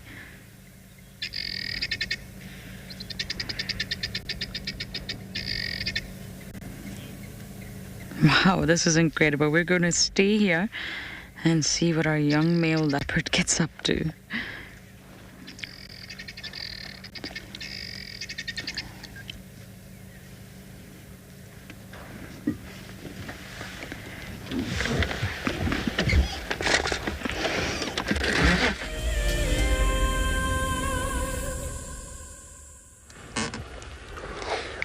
So we still got now, we're sitting here. He's very young male lion. You can see his mane started to well develop. So looks like he's the one now left far end when the rest already make their way to the Triple M itself. So we're south, probably 1 kilometer south of the Gary Gate there. So our position, so on Triple M, so they coming out of the west to the east across into Djuma, looks like it. They're going to do that.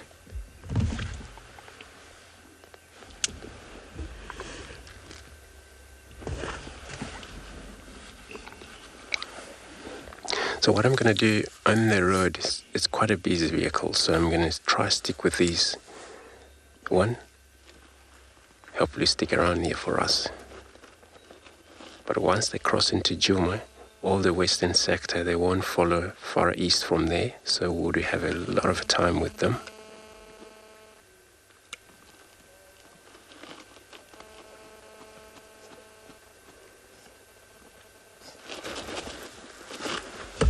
No, he's saying I'm not going to stick around. I'm going.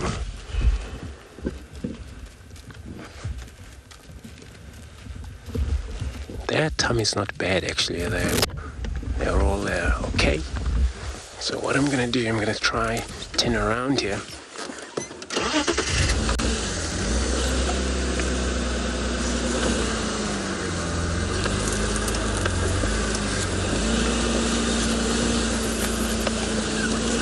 The lions, when they're on move, they move, some they lie down. What they do, they're also trying to listening, because it's all about also hunting at the same time when they're moving around. Okay, so everybody, we're going to switch to an IR light now. So next time we stop with them, you may experience different color of a light.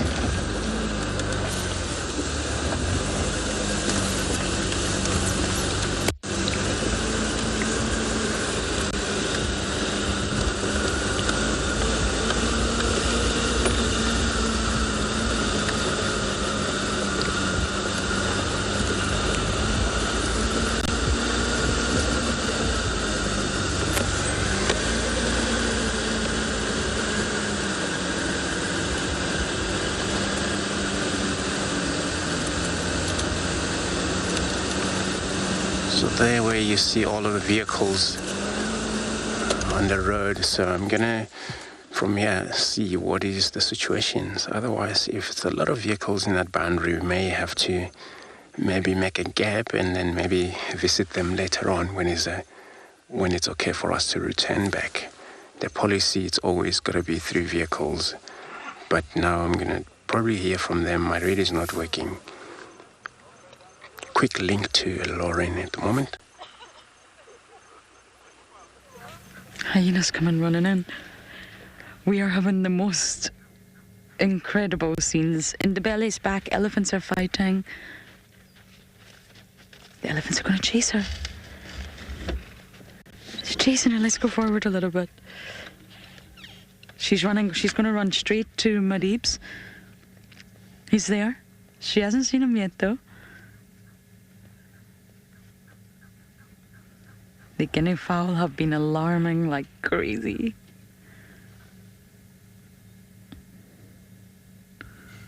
Oh.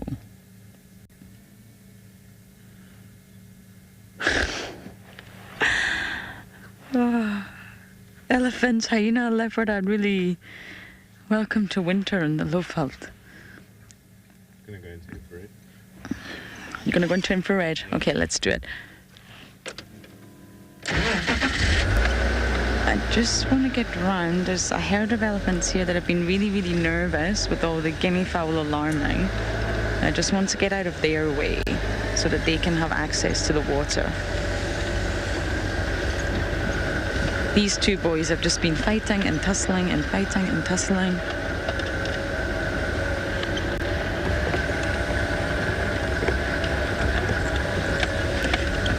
They're chasing into belly again.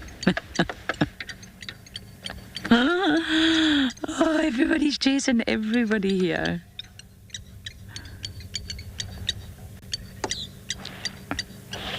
Okay, let's try and go around.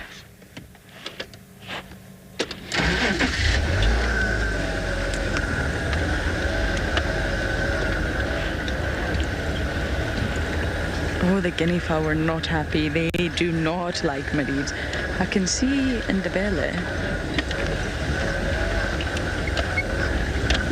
I don't quite know where our cat has gone.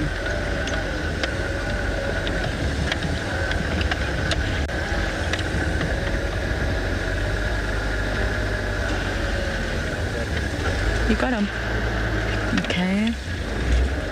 I've got him too. Would you look at that?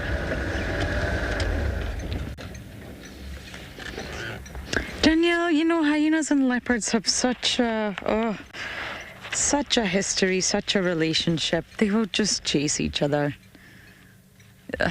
Really, if he had food, she would run right up and try and take the food off him. And he stalks, but he's never really going to bounce. He's all talk. And now he's just sitting up on this mound, the famous, famous mound, looking over the dam. And Indabelly's following his scent to see if he's got food. Now, he hasn't. He's not been very successful tonight. But that's why she's following him.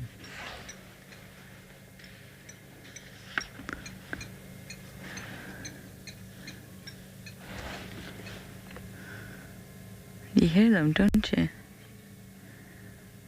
This has been one of the most incredible drives. I wasn't quite anticipating such a good afternoon.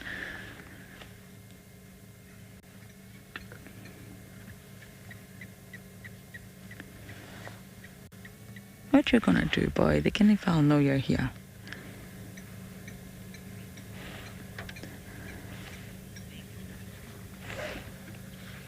Darcy Miller, I agree. The elephants are all still behind us. They're still unsure whether to come to the waterhole. Indabelly's just running amok. And Mareebs is now trying to hide. He's hungry. But he knows, I mean, Chitwa Open, it's a beautiful, beautiful place, and it's ideal for us, but really for a leopard it's not ideal. In the summer the grass is long enough to walk through it, but in the winter they're completely exposed, completely visible.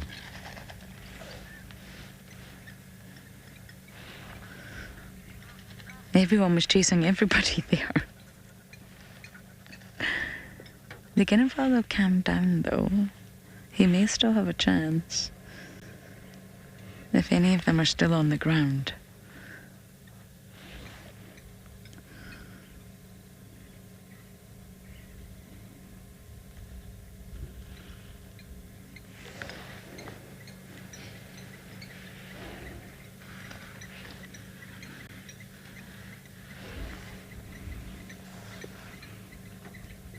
Don't look at us, boy. We can't help you.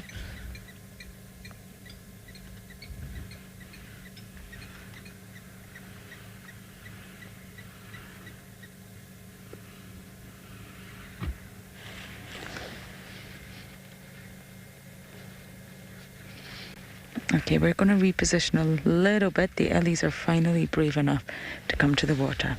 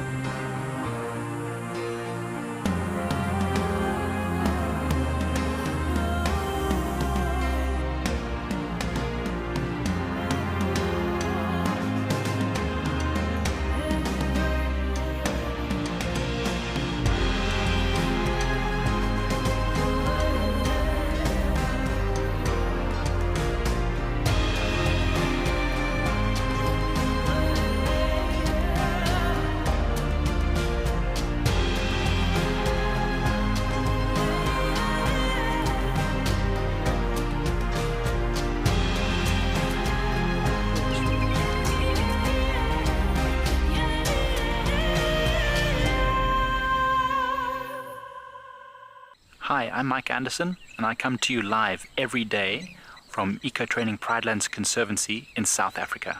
The wild animal I think is most underrated. I think buffaloes are the most underrated. They're so tenacious and ferocious, and also very, very protective of each other, which I find incredible.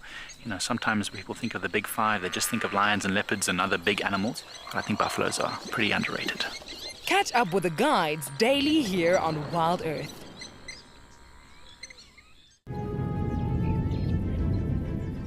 Oh, it's gonna be in trouble now. Oh, this is unbelievable stuff. Here comes a hippo in too.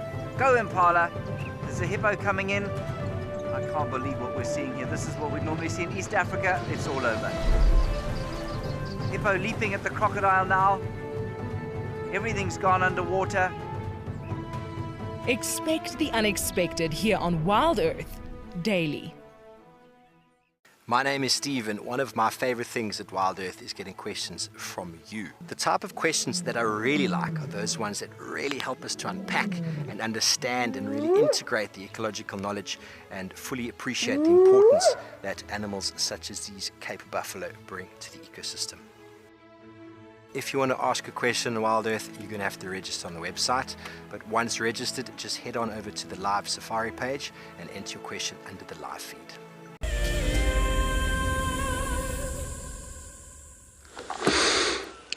So we got the Pride still, everybody. Now they just crossed into Djuma as we thought they might do, which they done that. It's actually a busy road here. So it's so good that, you know, the rest of the vehicles already have watched them, especially from the west. We still have this very one there. Still close to the road. We may have a lot of vehicles driving past here or wanting to see him.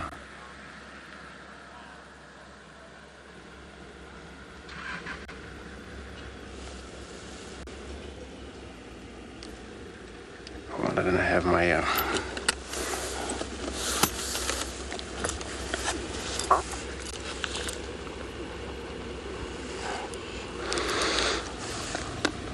So, Nazar, you're asking how many of the sub-adults in this pride? Not sure, but then it was 4 adults, and then the rest of them, and they were, oh, how old are they, the sub-adult? So they, around 2.5 years, somewhere there, most of them. Reaching up to about probably 3 soon.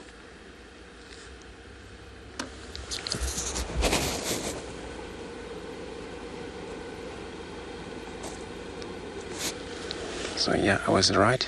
That's he right here, the young male.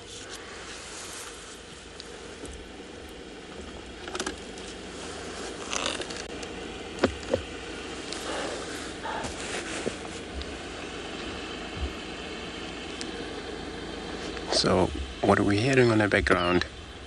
It's all Impalas along call. Probably because some of them already went into that directions. So they've been spotted already. That's what you can hear.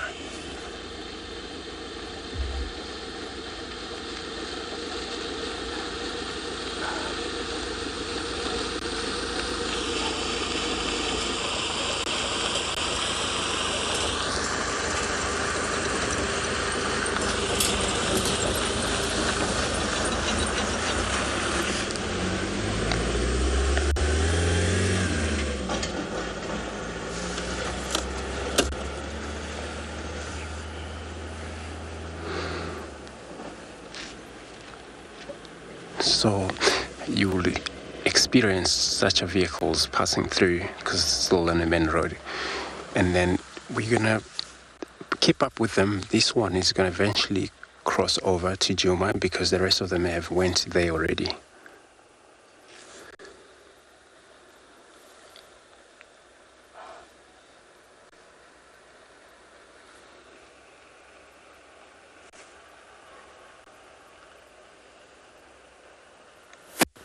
Now I was talking to the guides from the west, and then because we're in a position where we were following up earlier with a male leopard track, and then he said that tortoise pan male is not far from here inside Aratusa, one of the pans called Red Dam there. So it's not far from here. So we'll see. But he won't going to come this way while the pride aligns around here.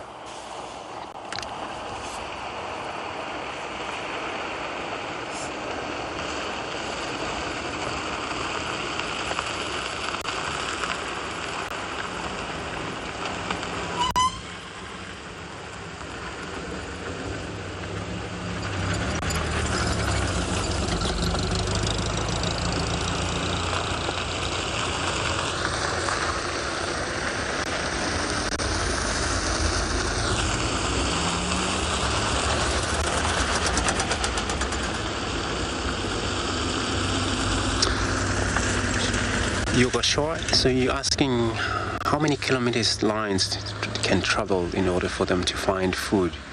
So there's sometimes, usually when they're in need for food or hunting, they can keep up about anything from 11 to 12 kilometers or up there from there, because then sometimes there's not actually direct movement. They have to lie down and take it easy, listen. This is the time they spend to actually regain the energy when they get up again, and there'll be a lot of strength they got. So they don't actually take that in once. They go and they lie down, just like what is happening right now. So, but they may end up reach up to about over 12 upwards kilometers at night.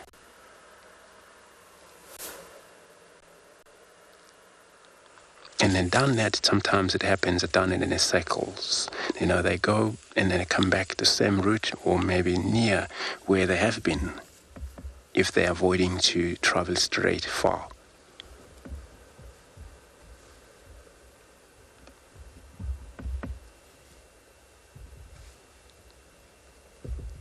So he's moving. I'm going to keep up with him.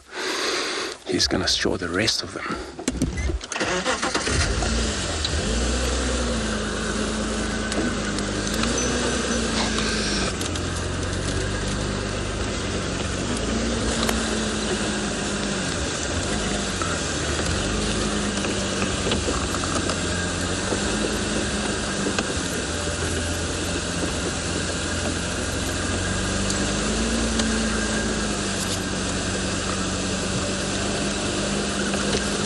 He just went, but not just on a while left inside there. He just went and lay down. So we're going to try.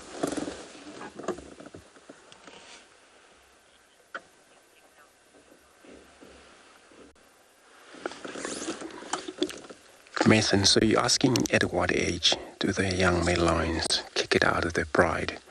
So anything around over 3 years. And then they're already not like to be in a pride by their father or even their mother as well, so that they would separate.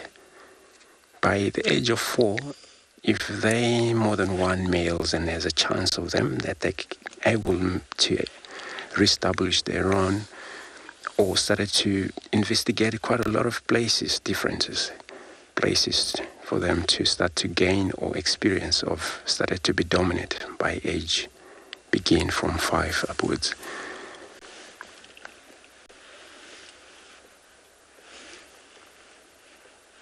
But, you know, that's something to do with if we have so many, lions in the area, that's going to be so much a challenge for the young male to survive, even for such a pride, to breed sustainable, because of a lot of challenge comes through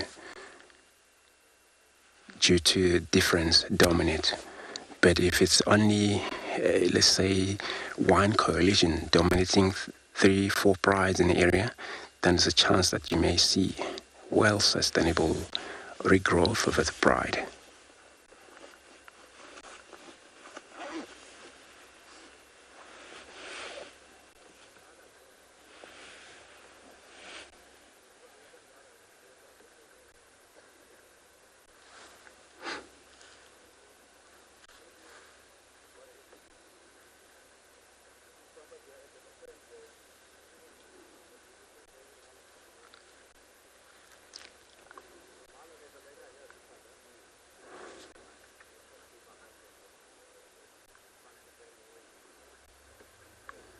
So he's keeping an eye also to listen. And this is a way of hunting. When they hunt, they spread around pretty much. We heard impalas calling back there, so he's actually watching in that directions. And a footstep, he can able to pick it up, he can able to hear that. If they head their way, his way, then of course he would have stood up and try and help.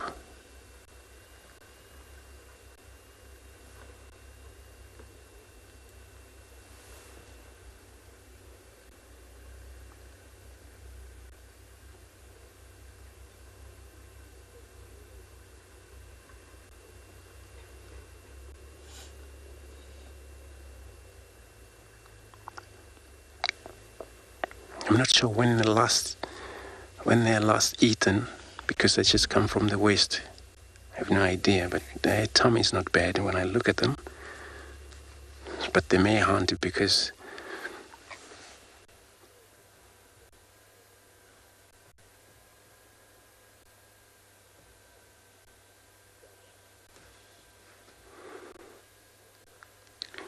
so Yogosha is asking with the young male fight the father in order to dominate the bride, and that is very rare, and you don't really want that to happen, because now you have inbreeding pride. So that's why for him as a father, he has to make sure when they reach anything from above or near 3 or above 3 years old, and then for him to make sure that they're out of the pride, because that can happen. But if that ever happened, inbreeding take place, which is not good for the lions or leopards.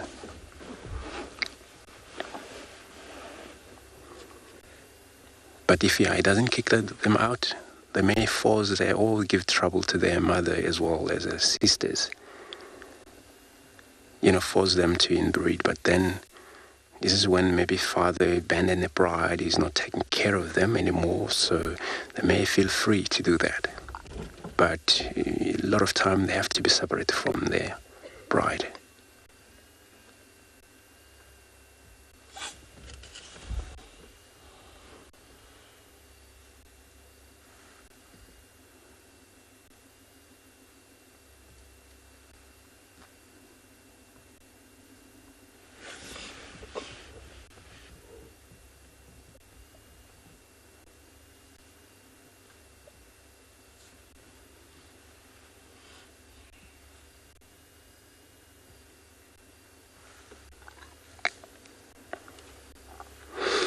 So everybody, I'm going to stick around with this very isolated one, see what happens.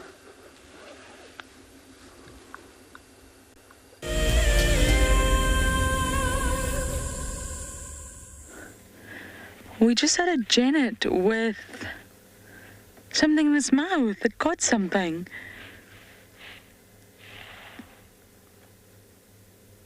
But it wandered off. Genets are actually my favourite to see at night time. Difficult to see, though, it's a challenge. And once they go off the road, look what you're dealing with.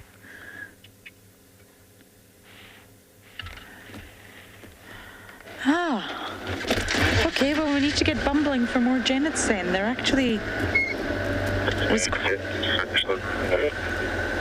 There's quite a few genets around right now. I've had some really lovely sightings with them. But this one had something in its mouth.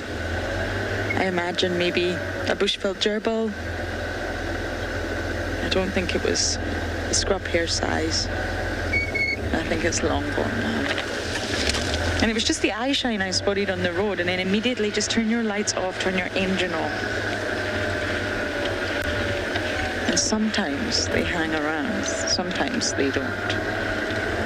But we have had the most fantastic day, so now we're just bumbling a little bit closer to home and seeing if we can find any nocturnal animals. Sometimes you get lucky with the nocturnal ones, sometimes you don't.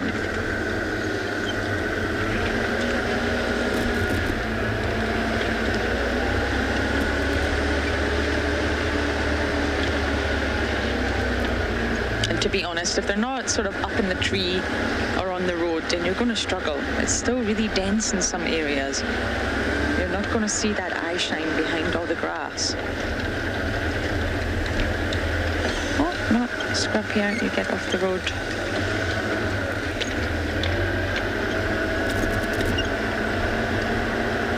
It's amazing how quickly that sun goes down and darkness descends. But we're going to keep bumbling ahead, head towards our open area, and hopefully we get lucky with some nocturnal animals.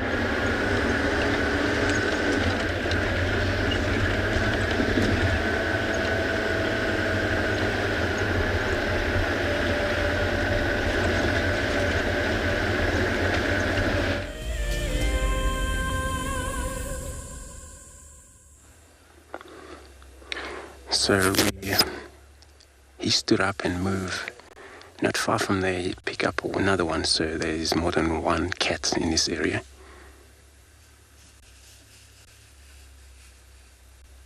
It's probably they're well scattered around here because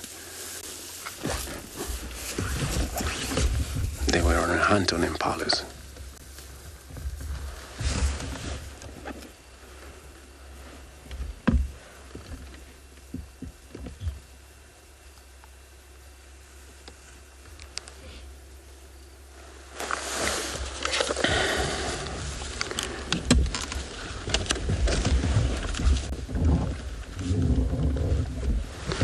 BK wanted me to move, right? So it looks like that we lost them for now, but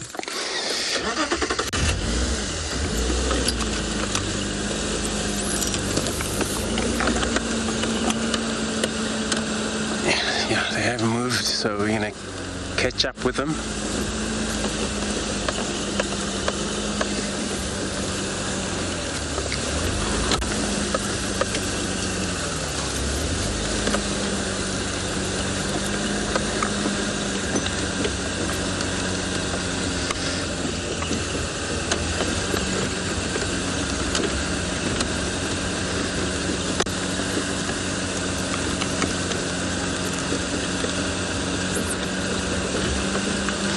So I'm going to reposition here. In the meantime, I'm going to be sending you across to Busane, who is on a bambulose.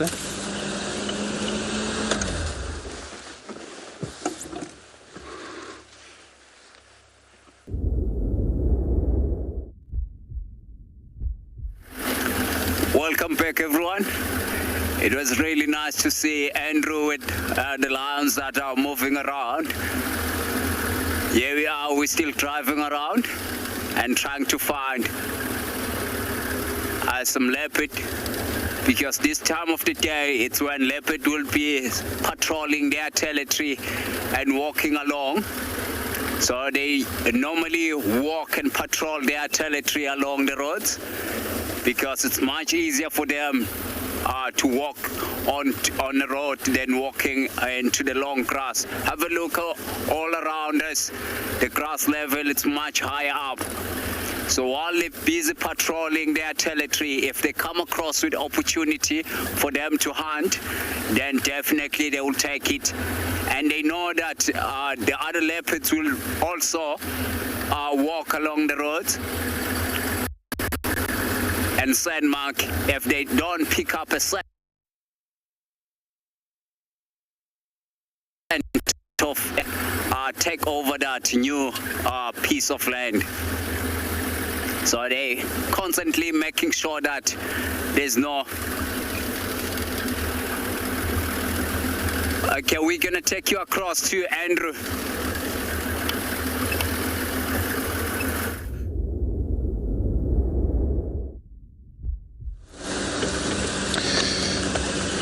Good luck, Busane, with finding leopard. So our pride, they have stood up and they have moved. We're just gonna try follow them. It's not actually bad here. We can still drive through this, and then hopefully we catch up with them on that far side there where they have gone through.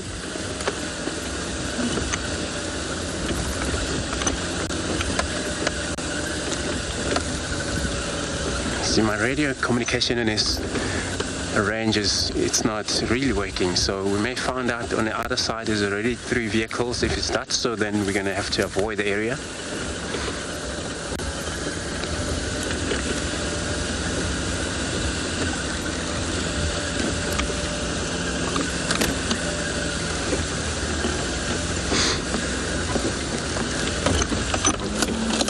Joshua, you asking, do I know where the duck man is? So where the lions that came out there, I had a talk with the guide from Simambile, and he was saying that he was seen with them a few days ago in that area, and then they don't have him at the moment, so they don't know what happened to him. He probably maybe,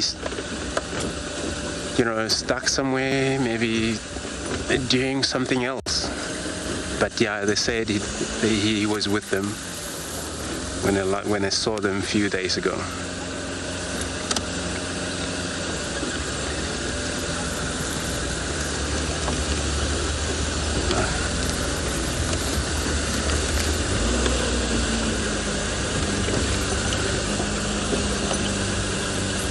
So he has to sometimes go without them, and then for that reason, this is when he patrol and then maintain his territory. Only worst part is that when they kill something, then he's not part of it. If he doesn't reach the scene where the kill is, so then he would miss all of the feeding and they won't call him.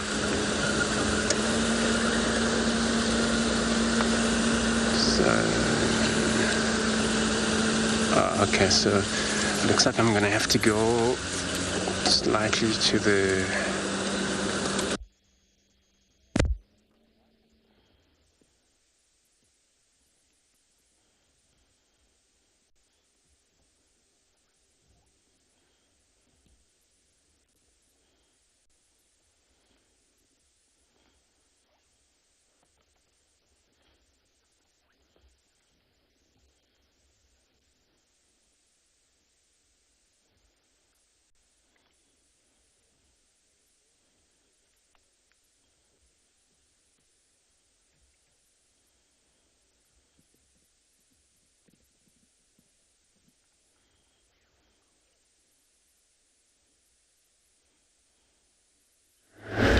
Sorry about that, everybody. Andrew will be back. Now, we had to leave. Marib's crossed east right in front of Chitwa Lodge, and it's just sort of an etiquette here that you don't really drive in front of a lodge without any of those lodge vehicles around. So technically, guests could be sitting there, and here we come with lights and, well, not lights because we use infrared, but just our presence. It's a sort of etiquette here that we follow. So he crossed east right across the dam wall. I mean, the lodge. So we just decided to leave. Some cats. What an incredible day I've had, really. I didn't expect. I was unsure how our secret mission was going to go. I didn't even tell Elton, our director, because I didn't really know if we were going to get a visual, and I really wasn't sure if we would even have signal. So it's been a very special afternoon, everyone. And then, of course, watching the elephants, and Mr. Maribs appears. That was the first thing Andrew said to me, Maribs. So I'm more than sure that Andrew will go and look for him tomorrow. He's really become quite the household name. Now we're almost at the dam cam, and I have heard there's a hyena here, so we may as well try and check it out. At least we got to see andBeyond. That's Swazi's sister. They're very similar in appearance, very, very similar. andBeyond, I feel, has a slightly more feminine face and different markings naturally, but they're really, really similar. They're both gorgeous like their mother, pretty. Madam's grandchildren. Okay, I don't quite know if we're going to be lucky with the hyena, but we'll give it a go.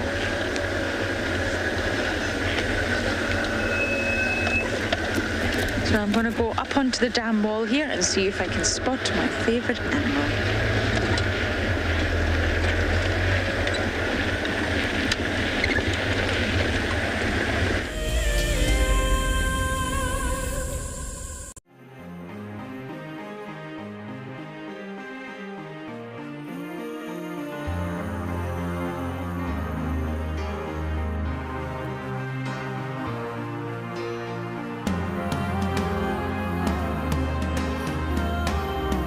Suspended above Kenya's Masai Mara is a breathtaking lodge where unrivaled service goes hand in hand with extraordinary wildlife sightings.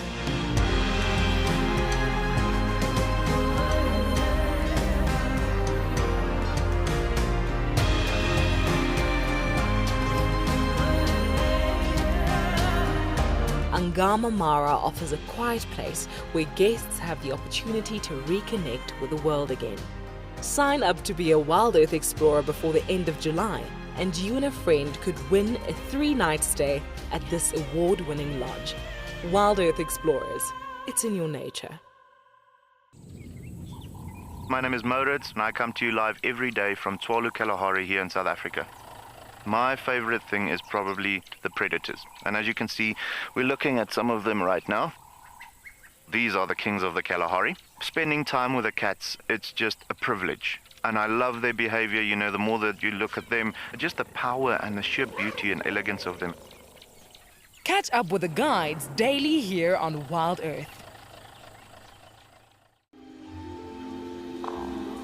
Goodness, look at its wobbly legs. Oh, I don't believe it. I can't believe we've actually seen it. Oh my goodness. Oh, careful, careful, careful. Oh no. Oh, it's okay, little one. Okay. Expect the unexpected here on WildEarth daily. Hi everyone, my name's Daniel Fisher and I'm going to be your guide this afternoon. I'm looking really forward to taking you through and showing you all the beautiful places here at andBeyond in Ngala. If you have any questions, please register on our website. Once registered, go to the live page feed and post your questions underneath the live feed. Join me on my next safari through andBeyond in Ngala on WildEarth. Send me live questions through the WildEarth website and I'll answer them live from the African bush.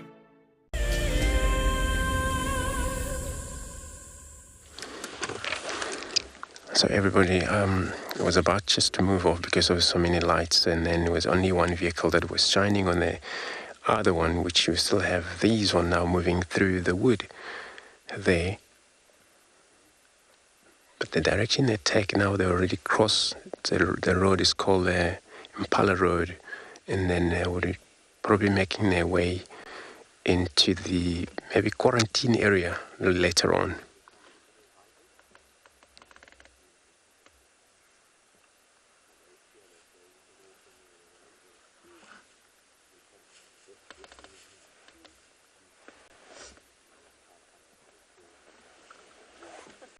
So now I'm going to rely on BK when you still have more visual of them there.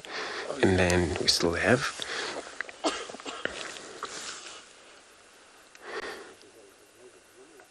So sorry about that again. So I think this is the last one there they're putting light on. But I'm sure they would just going to give up now because he's going to go behind the bush. Or she's going to go behind the bush. I'm just not too sure how thick is that in that bush there.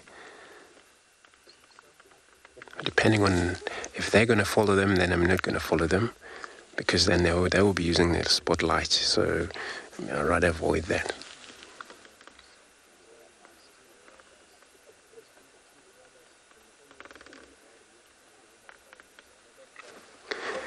So where they are going, they're gone. So I'm going to take these access road. Hopefully they come out for us there and that side.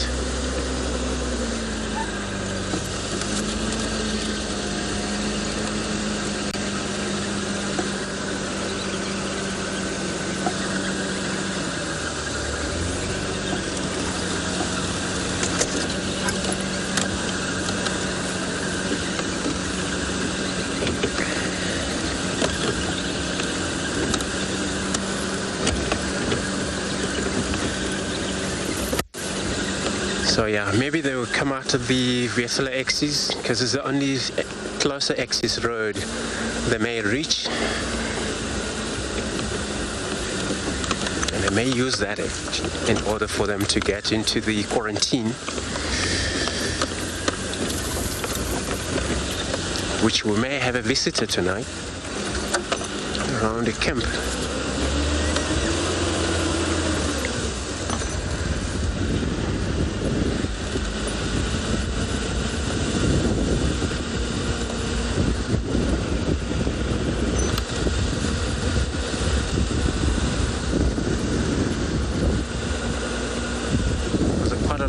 impalas here when we drive past earlier.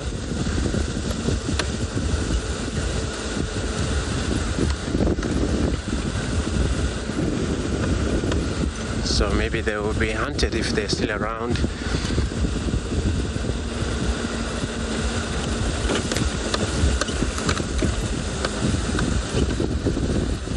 So, you know, I could see some impala on my left, but you know, the lions, they were moving on the far end on the other side.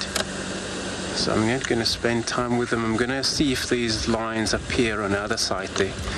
And then if they come this way, we may turn around just to watch them how they hunt, if it's a less spotlight.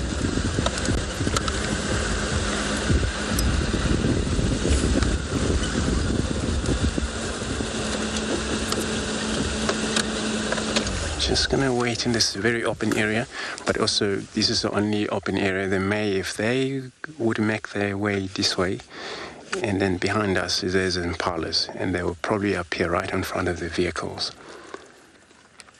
So which I think for tomorrow, this is the area we're gonna check, everybody. And at the moment we're coming in the end of the show for this evening. I just want to thank everybody to actually joined us. That was a really privilege, everyone, for having you on the show this afternoon. These lions, we found out if they ever come successful during the course of the night. Good night. We'll see you all tomorrow morning. Goodbye.